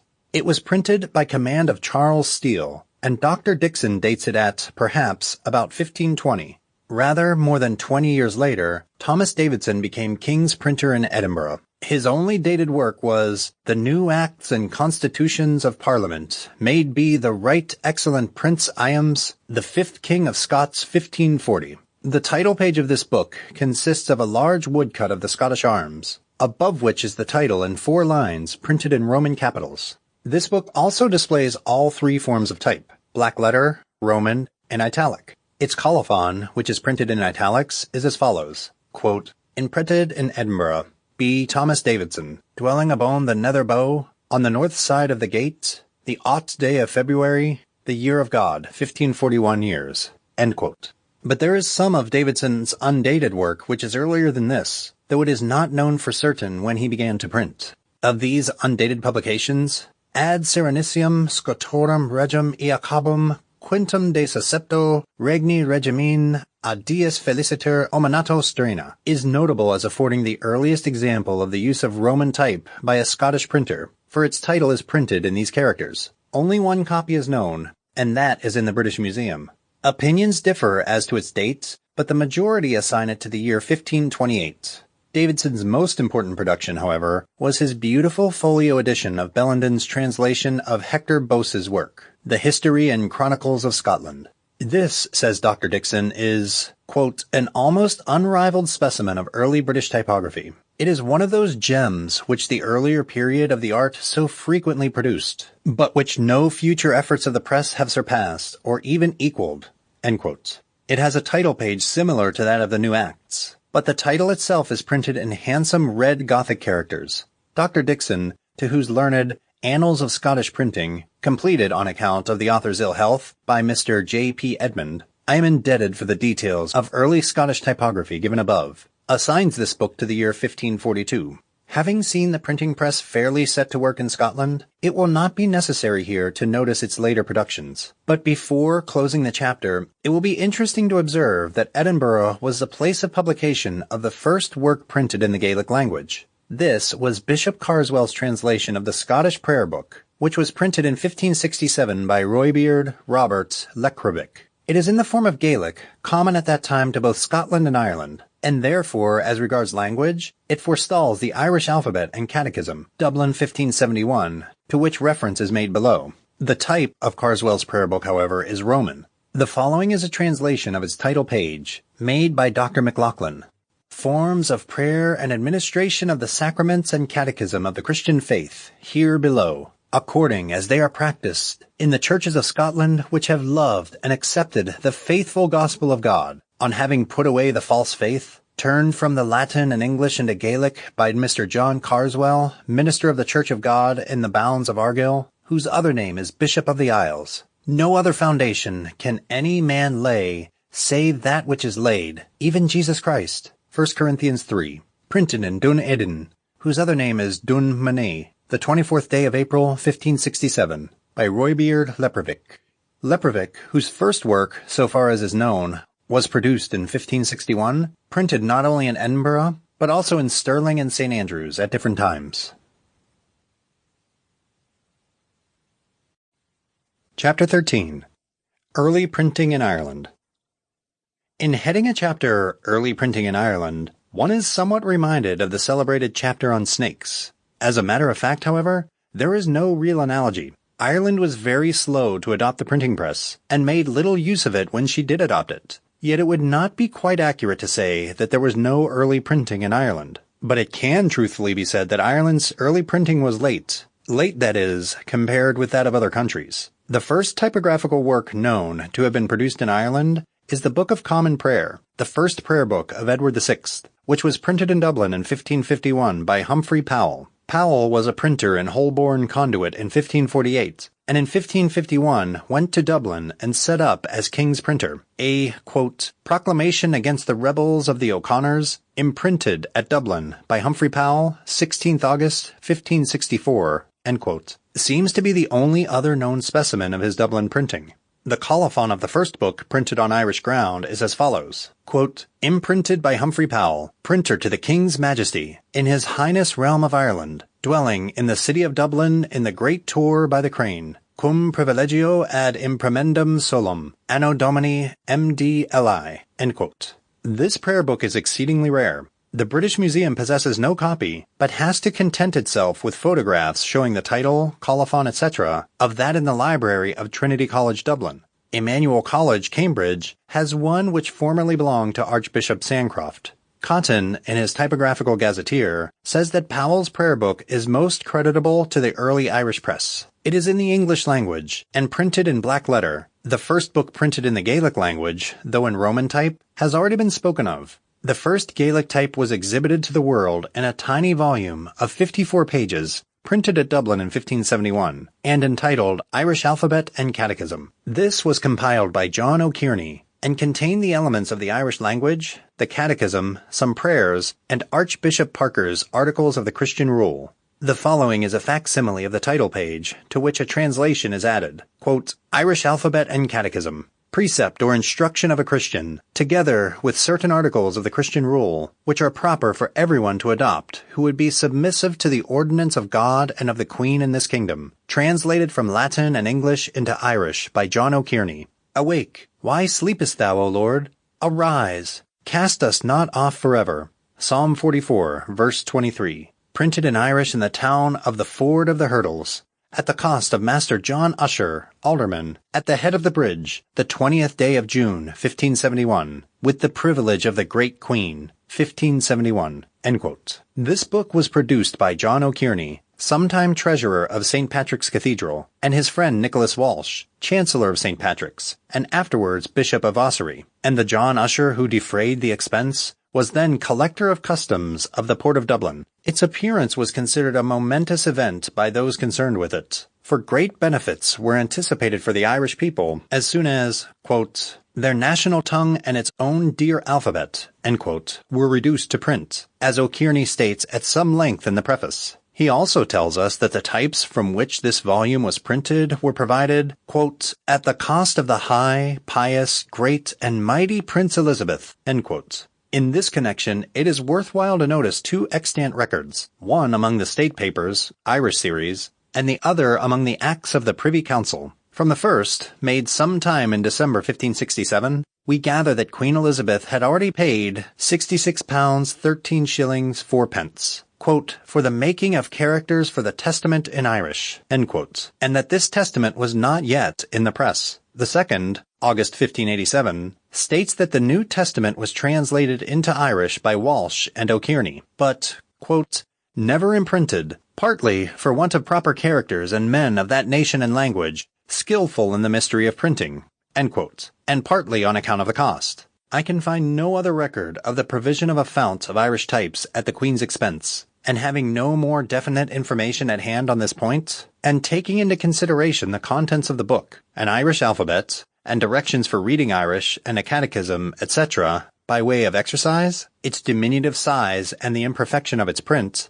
I venture the suggestion that O'Kearney's work was printed as a trial of the new types given by the Queen, and intended for printing the New Testament. This view is supported by the first words of the preface, quote, "Here, O reader, you have the first value and fruit of that great instructive work, which I have been producing and devising for you for a long time, that is, the faithful and perfect type of the Gaelic tongue," end quote. The conclusion seems to be that the types were inadequate for the larger work, and that for some reason there was a difficulty about supplying more or finding anyone to undertake the printing. The preface further says, after requesting corrections and amendments as regards the typography, quote, "and it is not alone that I am asking you to give this kind, friendly correction to the printing, but also to the translation or rendering made of this catechism put forth as far back as 1563 of the age of the Lord, and which is now more correct and complete, with the principal articles of the Christian faith associated therewith," end quote. This has led some to think that there was an earlier edition of the alphabet and catechism, but it seems plain that O'Kearney refers to the catechism only, not to the whole book, and equally plain that the 1563 work, whatever it was not printed in Irish type, or there would have been no special occasion to glorify the 1571 alphabet and catechism. Since nothing is known of the Catechism of 1563, it is very possible that it existed only in manuscript and never went to press. I have gone into this matter of the Irish alphabet and catechism of 1571 somewhat at length, because I am not aware that it has ever yet received detailed attention. The quotations I have given from the preface are from an anonymous manuscript translation inserted in the British Museum copy. O'Kearney's Irish alphabet and catechism is so rare that only 3 copies are known to exist, one being in the British Museum, one in the Bodleian Library, and one in the library of Lincoln Cathedral. The fount of types from which it was printed was not quite correct. For instance, the small Roman A is used, and an H is introduced, a letter foreign to the Gaelic alphabet. During the 17th century, and even later, most of the Irish books were sent to be printed on the continent or in England. Several books by Irish authors, chiefly catechisms, works on the language, and dictionaries, bear the names of Louvain, Antwerp, Rome, or Paris, such as the Catechism of Bonaventure Hussey, printed at Louvain in 1608, and reprinted at Antwerp in 1611 and 1618. Chapter 14. Bookbindings. A book as we know it is usually contained in a case or cover intended primarily for its protection. The fastening together of the different sections of the book, and the providing it with a cover, and, incidentally, the decoration of that cover, come under the head of bookbinding, or bibliopegy, as the learned call it. The process of binding consists of two parts. First, the arrangement of the leaves and sections in proper order, their preparation for sewing by beating or pressing, the stitching of them together, and the fastening of them into the cover. This is called forwarding. The other half of the work is the lettering and decoration of the cover, and is called finishing. With the decoration of the cover only can we concern ourselves here. The art of binding books is far older than the art of printing. The first known attempt to provide a cover by way of protection for a document was made by the workman who devised a clay case for the clay tablet books of Babylonia. But this is as far from our notion of bookbinding as the tablets themselves are from our notion of books. Nor do the Roman bindings, which consisted of colored parchment wrappers, come much nearer the modern conception. The ivory cases of the double-folding wax tablets, or diptychs, too, of the 2nd and 3rd centuries AD, are also outside the pale, strictly speaking, but they deserve mention on account of the beautiful carving with which they are decorated, and on which some of the finest Byzantine art was expended. One of the earliest bookbinders or book cover decorators whose name has come down to us was Dagius, an Irish monk, and a clever worker in metals. Among the many beautiful objects in metal wrought in the old Irish monasteries were skillfully designed covers and clasps for the books which were so highly prized in the Isle of Saints. Nor were covers alone deemed sufficient protection from wear and tear. Satchels, or polaires, such as that mentioned in Adamnon's story of the miraculous preservation of St. Columba's hymn book, were in common use for conveying books from place to place. Very few specimens now remain, but there is one at Corpus Christi College, Cambridge, containing an Irish missal, and another which is preserved at Trinity College, Dublin, together with the Book of Armagh, to which it belongs, is thus described by the Reverend T.K. Abbott in the Book of Trinity College. Quote, "An interesting object connected with the Book of Armagh is its leather satchel, finely embossed with figures of animals and interlaced work. It is formed of a single piece of leather, 36 inches long and 12.5 broad, folded so as to make a flat-sided pouch, 12 inches high, 12 3/4 broad, and 2 1/4 deep. Part of it is doubled over to make a flap, in which are 8 brass-bound slits, corresponding to as many brass loops projecting from the case, in which ran 2 rods, meeting in the middle, where they were secured by a lock. In early times, in Irish monastic libraries, books were kept in such satchels, which were suspended by straps from hooks in the wall. Thus it is related in an old legend that on the night of Longarod's death, all the book satchels in Ireland fell down." End quote. In Ireland, too, specially valuable volumes were enclosed in a book shrine, or cúdach, and although, like the satchels, these cúdachs were not bindings in the proper sense of the word, yet since they were intended for the same purpose as bindings, that is, the protection of the book, it will not be out of place to speak of them here. The use of book shrines in Ireland was very possibly the survival of an early custom of the primitive church. It seems to have been applied chiefly, if not always, to books too precious or sacred to be read. We are told that a psalter belonging to the O'Donnells was fastened up in a case that was not to be opened, and were it ever unclosed, deaths and disasters would ensue to the clan. If borne by a priest of unblemished character thrice round their troops before a battle, it was believed to have the power of granting them victory, provided their cause were a righteous one. Cúdachs were also used in Scotland, but no Scottish examples have survived. The oldest cúdach now existing is one in the Museum of the Royal Irish Academy, which was made for the manuscript known as Molaise's Gospels at the beginning of the 11th century.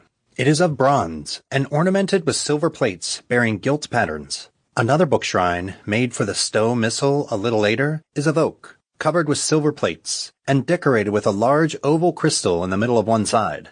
The Book of Kells once had a golden cúdach, we are told, or more correctly, perhaps, a cúdach covered with gold plates. But when the book was stolen from the Church of Kells in 1006, it was despoiled of its costly case, with which the robbers made off, leaving the most precious part of their booty, the book itself, lying on the ground hidden by a sod. One of the earliest bookbinders in this country was a bishop, Ethelwald of Lindisfarne, who bound the great book of the Gospels that his predecessor Eadfrid had written. For the same book, Bilfrio the Anchorite made a beautiful metal cover, gilded and bejeweled. The Lindisfarne Gospels still exists, but the cover which now contains it, though costly, is quite new. Like most ancient book covers, the original one has been lost, or destroyed for the sake of its valuable material. Among the earlier medieval bindings, those of the Byzantine school of art rank very high. They were exceedingly splendid, for gold was their prevailing feature, and jewels and enamel were also lavished upon them. The ordinary books of the Middle Ages were usually bound in substantial oak boards covered with leather, and often having clasps, corners, and protecting bosses of metal.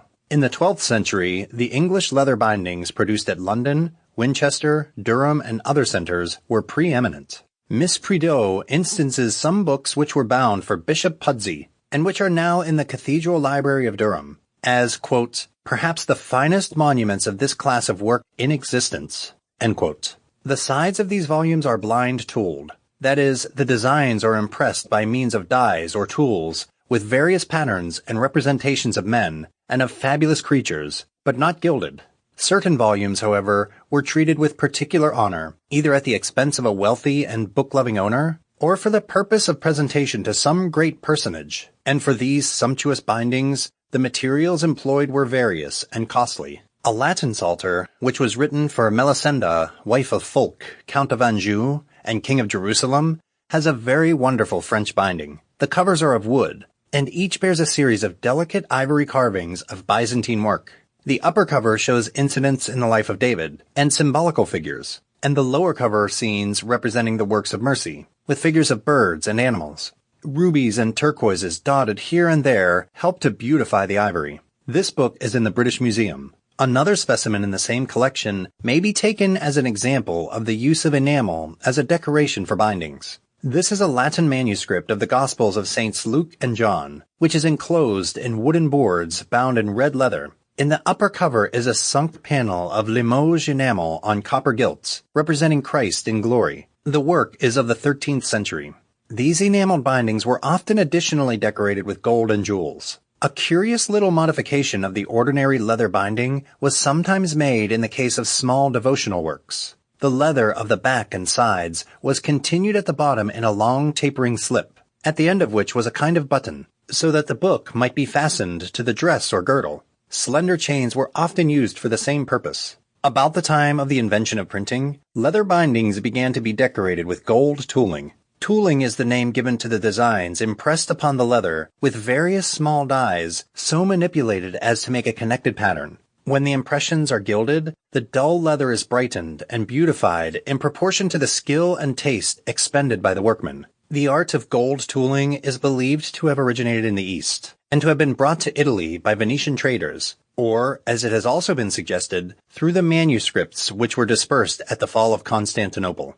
In any case, it was in Italy that it was first adopted and brought to perfection, and other European countries learned the art from Italian craftsmen. Chief among the early Italian gilt bindings are those made of the finest leathers and inscribed Tho Maioli et Amacorum. Nothing whatever is known of Tommaso Maioli, except that he had a large library and spared no expense in clothing his books in bibliopegic purple and fine linen. What Maioli appears to have been among Italian book collectors, Jean Grolier, Vicomte d'Aguisy, was among French bibliophiles. He held for a time the post of treasurer of the Duchy of Milan, and while in Italy he collected books for his library and made the acquaintance of Aldus Manutius. Many of the Aldine books are dedicated to him, for Aldus occasionally stood in need of financial aid and found in Grolier a generous and practical patron of literature. Some of the famous bindings which distinguish Grolier's books were executed in Italy, others in France, where Italian bookbinders were then teaching their art to the native workmen. They display the same style of design that decorates the books of Maioli, and Maioli's benevolent inscription too, Grolier adapted to his own use, and stamped upon certain of his books, Io Grolieri et Amacorum. The exact signification of these words is obscure. At first sight, they might appear to refer delicately to the joy with which the owner of the book would place it at the disposal of his friends. But this does not accord with what is known of the character of book lovers. Perhaps their only meaning is that Maioli and Grolier were at times ready to please their friends and to gratify themselves by exhibiting their treasures. But since several copies of the same work are known to have been bound for Grolier, for instance 5 copies of the Aldine Virgil, it has been suggested that he occasionally made presents of his books, though he drew the line at lending them. Grolier's copy of the De Medicina of Celsus, which is in the British Museum, is bound in a somewhat different style from that usually associated with his name. It is in brown leather, blind tooled except for some gold and colored roundels, in different parts of the device. In the center of both covers is a medallion in colors, that on the upper cover representing Curtius leaping into the abyss in the Forum, and that on the lower cover representing the defense of the bridge by Horatius. This is an Italian binding. Although it was Italy who first improved upon the usual methods of medieval binding, and from her that France took lessons in this new and better way of clothing books, it was France who was destined to bring the art to its highest excellence. Having learned her lesson, she perfected herself in it, and the workmen of the 16th and 17th centuries, such as Geoffroy Tory, Nicholas, Clovis, and Robert Eve, and Le Gascon, carried French bookbinding into the very first rank, where it may be considered to remain to this day. Some of the finest French examples extant are those which were executed for Henry II, and Diana of Poitiers, Duchess of Valentinois. Both were ardent bibliophiles, and both indulged in very sumptuous bindings for their books. Some of the chief treasures in our great libraries today are the beautiful volumes which Henry presented to the Duchess, and which are ornamented with the royal lilies of France, accompanied by the bows and arrows and crescents, which were Diana's own badges, and the initials of the king and the Duchess. Catherine de Medicis also was an enthusiastic book collector, which may surprise those who think that a person who is devoted to books is necessarily harmless. Some of her books she brought to France as part of her dowry. Others she acquired by fair means or foul, as was most convenient, and to their bindings she paid particular attention and kept a staff of bookbinders in her employ. To such a pitch of extravagance did the bibliophiles of the period go in the binding of their books, that in 1583 Henry III of France decreed that ordinary citizens should not use more than 4 diamonds to the decoration of one book, and the nobility not more than 5. The king himself, however, was as extravagant as any of his subjects, at any rate as regards the designs he favored. Many of his books are clad in black morocco, bearing representations of skulls, crossbones, tears, and other melancholy emblems. He developed his taste for these strange decorations, it is said, when, as Duke of Anjou, he loved and lost Mary of Cleves. The early printers at first executed their own bookbinding, but presently left it to the stationers. It was generally only the larger works which they thought worth covering, and the small ones were simply stitched. Antony Koberger, of whom mention has already been made, bound his books and ornamented them in a style peculiarly his own. Caxton bound his according to the prevailing fashion, with leather sides, plain or blind-tooled, with diagonal lines, forming diamond-shaped compartments in each of which is stamped a species of dragon. About the 16th century, it became fashionable to have one's books, quote, full goodly bound in pleasant coverture of damask, satin, or else of velvet pure, end quote, as a writer of the time expresses it, and this style naturally lent itself to the needleworked decoration. This decoration was especially favored in England, and the ladies of the period executed some very fine pieces of embroidery as pleasant covertures for their books, using colored silks and gold and silver thread on velvet or other material. One of the earliest embroidered bindings covers a description of the Holy Land, written by Martin Bryan, and dedicated to Henry VIII. It is of crimson velvet, with the English arms enclosed in the garter, between 2 H's, and the Tudor rose in each corner, and it is worked in silks, gold thread, and seed pearls. Queen Elizabeth is said to have preferred embroidered bindings to those of leather, and to have been very skillful in working them. The copy of De Antiquitate Britanniae Ecclesiae, which the author, Archbishop Parker, presented to the Queen, has a cover which is very elaborately embroidered indeed. It is of contemporary English work, and is thus described in the British Museum Guide to the Printed Books exhibited in the King's Library, quote, green velvet, having as a border a representation of the paling of a deer park, embroidered in gold and silver thread, the border on the upper cover enclosing a rose bush bearing red and white roses, surrounded by various other flowers and by deer. The lower cover has a similar border, but contains deer, snakes, plants, and flowers, the whole being executed in gold and silver thread and colored silks. On the back are embroidered red and white roses, end quote.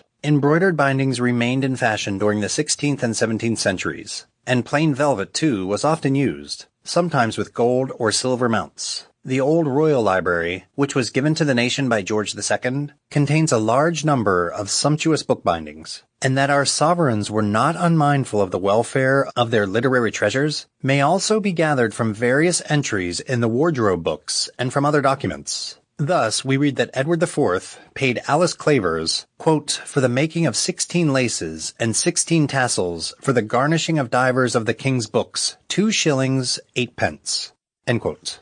And, quote, Piers Bodouin, stationer, for binding gilding and dressing of a book called Titus Livius, 20 shilling, for binding, gilding, and dressing of a book of the Holy Trinity, 21 shilling, and so on. Again, in the bill delivered to Henry VIII by Thomas Berthollet, His Majesty's printer and binder, are found such entries as these, quote, item delivered to the King's Highness the 6th day of January, a psalter in English and Latin, covered with crimson satin, 2 shillings.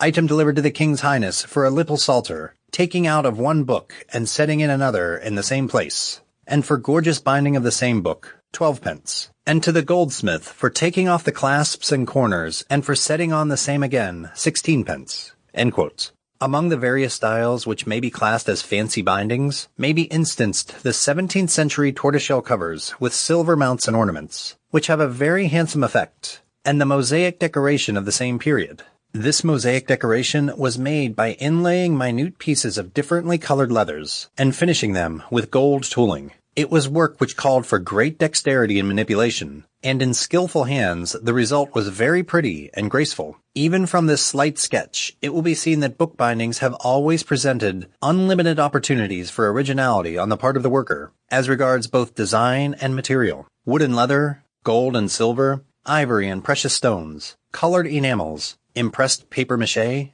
gold-tooled leather and embroidered fabric, pasteboard and parchment, have all been pressed into the service. And the subject of bookbindings is a fascinating branch of book history. But from their nature, bindings are difficult to describe in an interesting manner, and words can hardly do justice to them without the aid of facsimile illustrations. The ordinary bindings of today are practically confined to 2 styles, the cloth and the leather, and those combinations of leather and cloth or leather and paper which make the covers of half-bound and quarter-bound volumes. Cloth binding, the binding of the 19th century, is an English invention and came into use in 1823. On the continent, books are still issued in paper covers and badly stitched, on the assumption that if worth binding at all, they will be bound by the purchaser as he pleases. But although the English commercial cloth binding is often charged for far too highly, no one can deny its convenience, and its superiority over the paper undress of foreign works. Moreover, it is the homely, everyday garb of the great majority of our favorite volumes, and though, no doubt, it is delightful to possess books sumptuously bound, book lovers of less ambition, or of lighter purses than those who can command such luxuries, are not very much to be pitied. There is something characteristic about a book in a cloth cover which it loses when it dons the livery of its owner's library. Cloth is not only more varied in texture, but admits of greater freedom and variety of design than does leather. So there is something to be said in its favor, in spite of the contention that direct handicraft is preferable to handicraft which works through a machine, and that one of a batch of bindings printed by the 1,000 is not to be compared with a single specimen of tooled leather, which has cost a pair of human hands hours of careful toil. The little libraries with which so many of us have to be contented owe their bright and cheerful appearance to the cloth covers of the books, in which each book stands out with modest directness, wearing its individuality instead of losing it in a crowd of neighbors dressed exactly like itself. In a series uniformly bound, however, a family likeness is not only admissible, but pleasing. It gives an idea of unison among, perhaps, widely differing individuals. But the unison which is becoming to a family makes a community monotonous.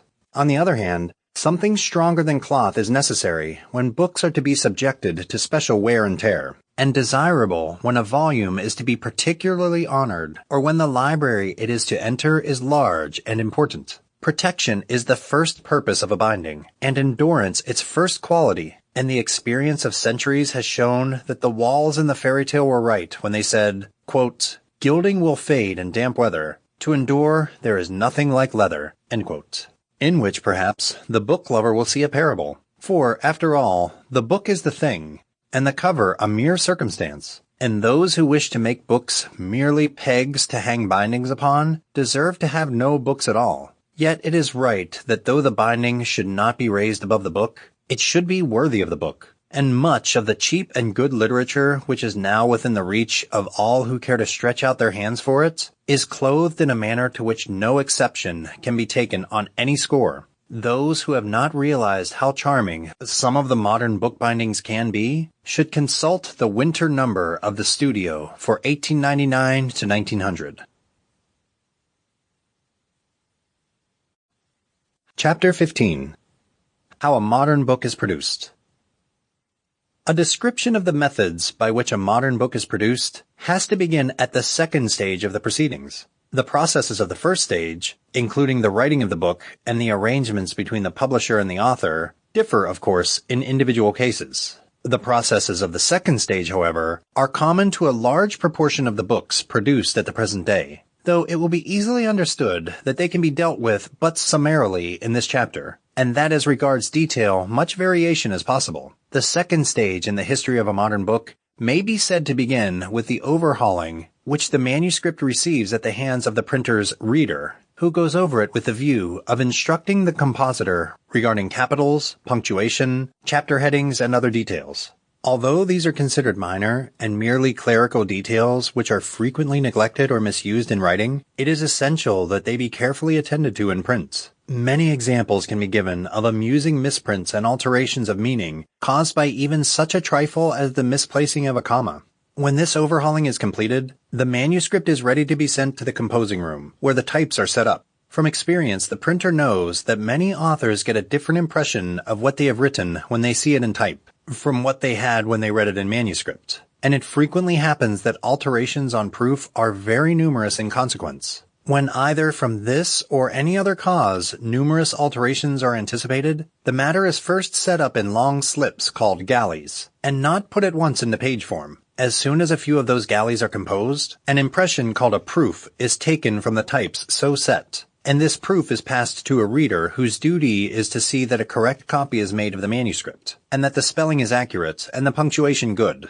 This is a work commanding considerable intelligence and experience, as the number of types required for a printed page is very great, and even the most expert compositor cannot avoid mistakes. This marked proof is returned to the compositor to make the necessary corrections. Fresh proofs are got till no further errors are detected, when a final proof is pulled and sent to the author, who makes such alterations as he may desire. When the corrected proofs are returned by the author, they are given to the compositor, who makes the required alterations in the type. After this, a revised proof is submitted. When the author is satisfied that the reading is as he wishes, he returns the proofs, and the galleys are now made into page form. If it is not expected that the author will make many changes, the types are arranged in page shape before any proofs are shown to him, and the work goes through somewhat more quickly. When the types are divided into pages, they are placed in sets or forms, each form being secured in an iron frame called a chase, which can be conveniently moved about. Each chase is of a size to enclose as many pages as will cover one side of the sheet of paper to be used in printing. 50 years ago, only 1 or 2 sizes of paper were made, and the size of sheet generally used for books was that which allowed 8 pages of library size on one side, hence called octavo size, or when folded another way, allowed 12 pages, hence 12mo or duodecimo. Other sizes occasionally used are called 16mo or sextodecimo, 18mo or octodecimo, etc. With larger sized printing machines now driven by steam or electricity, there is greater variety in the size of forms and papers used in printing. In all cases, however, the number of pages laid down for one side of paper must divide by 4. The pages are set in the chase in special positions, so that when the sheet is printed on both sides and folded over and over for binding, they will appear in proper sequence. When only a small edition of a book is wanted, the printing is generally done direct from the types. But when a large number of copies is required or frequent editions are expected, stereotype or electrotype plates are made. By this means, the types are released for further use and other advantages obtained. Stereotype plates are cakes of white metal carrying merely the face of the types, and were formerly made by taking from the types a mold of plaster of Paris. They are now formed by beating or pressing a prepared pulp of papier-mâché into the face of the lettering. The mold thus obtained is dried and hardened by heat. Then molten metal is run into it of requisite thickness. This plate, after being properly dressed, is fitted on a block equal in height to the type stem, and takes the place in the frame or chase that would have been occupied by the types. The process of stereotyping is fairly quick and economical, but electrotypes are better suited for higher class work and are much more durable. In this process, an impression is taken from the type on a surface of wax heated to the necessary degree of plasticity. When the wax mold has cooled and hardened, it is placed in a galvanic current, where a thin coat of copper is deposited on its face. This coat is then detached from the mold and backed with white metal to give it the requisite body and stiffness, and the electrotype is now, like the stereotype, a metal plate which can be fixed on a block and secured in a frame ready for the printing machine. It is outside the scope of this work to describe minutely the marvelous machinery used in printing. It is interesting to know that the first printers had no machine, but a screw hand press, by which they laboriously worked off their books page by page, and that even so late as the middle of the 19th century, all books, with scarcely an exception, were printed at hand presses, which enabled two men to throw off about 250 copies of a comparatively small-sized sheet in the hour. Now the machines commonly in use, attended by only a man and a lad, throw off from 1,000 to 1,500 copies in an hour of a sheet 4 or even 8 times the old size. Books are almost universally printed on what is called the flatbed machine, so called because the types or plates are placed on an iron table, which with them travels to and fro under a series of revolving rollers, constantly being fed with a supply of ink, which they transfer to the types or plates. Immediately these get beyond the inking rollers, they pass under a revolving cylinder with a set of grippers attached, which open and shut with each revolution. These grippers take hold of the sheet of paper and carry it round with the cylinder. When it comes in contact with the types or plates traveling underneath, the impression or print is made. Some machines complete the printing of the sheet on both sides at one operation. In others, the sheet is reversed and is printed on the other side by passing through a second time. In either case, the sheet forms only a section of a book. The complete volume is made up of a number of these sections, folded and collated in proper order in the bindery. There they are sewn together and fixed in the case or cover. For illustrated books, the pictures were formerly produced by engraving on wood, but they are now chiefly photographed from the artist's drawing on a light-sensitive film spread on a metal plate and etched in by acids. In whatever way produced, when printed with the text, they are always relief blocks which are placed in proper position in the chase alongside the types or plates. Colored illustrations are produced by successive printings. Special illustrations are frequently produced separately by other processes and inserted in the volume by the binder. Machines of a different construction, such as the rotary press, and capable of a very much higher rate of production, are in use for printing newspapers and periodicals with a large circulation. But these do not properly come into consideration when telling how a modern book is made. Author's Postscript. In our endeavor to note the chief points in the history of books, and in considering the manifold interests which are bound up with their bodies, we have had to neglect their minds. To have tried even to touch upon the vast subject of literature in our story would have been as futile as an attempt to transport the ocean in a thimble. For literature consists of all that is transferable of human knowledge and experience, all that is expressible of human thought on whatever matter in heaven or earth has been dreamed of in man's philosophy. And though our aggregate of knowledge be small, it is vastly beyond the comprehension of one individual being. Of the influence of books and their manifold uses, also, this is not the place to speak.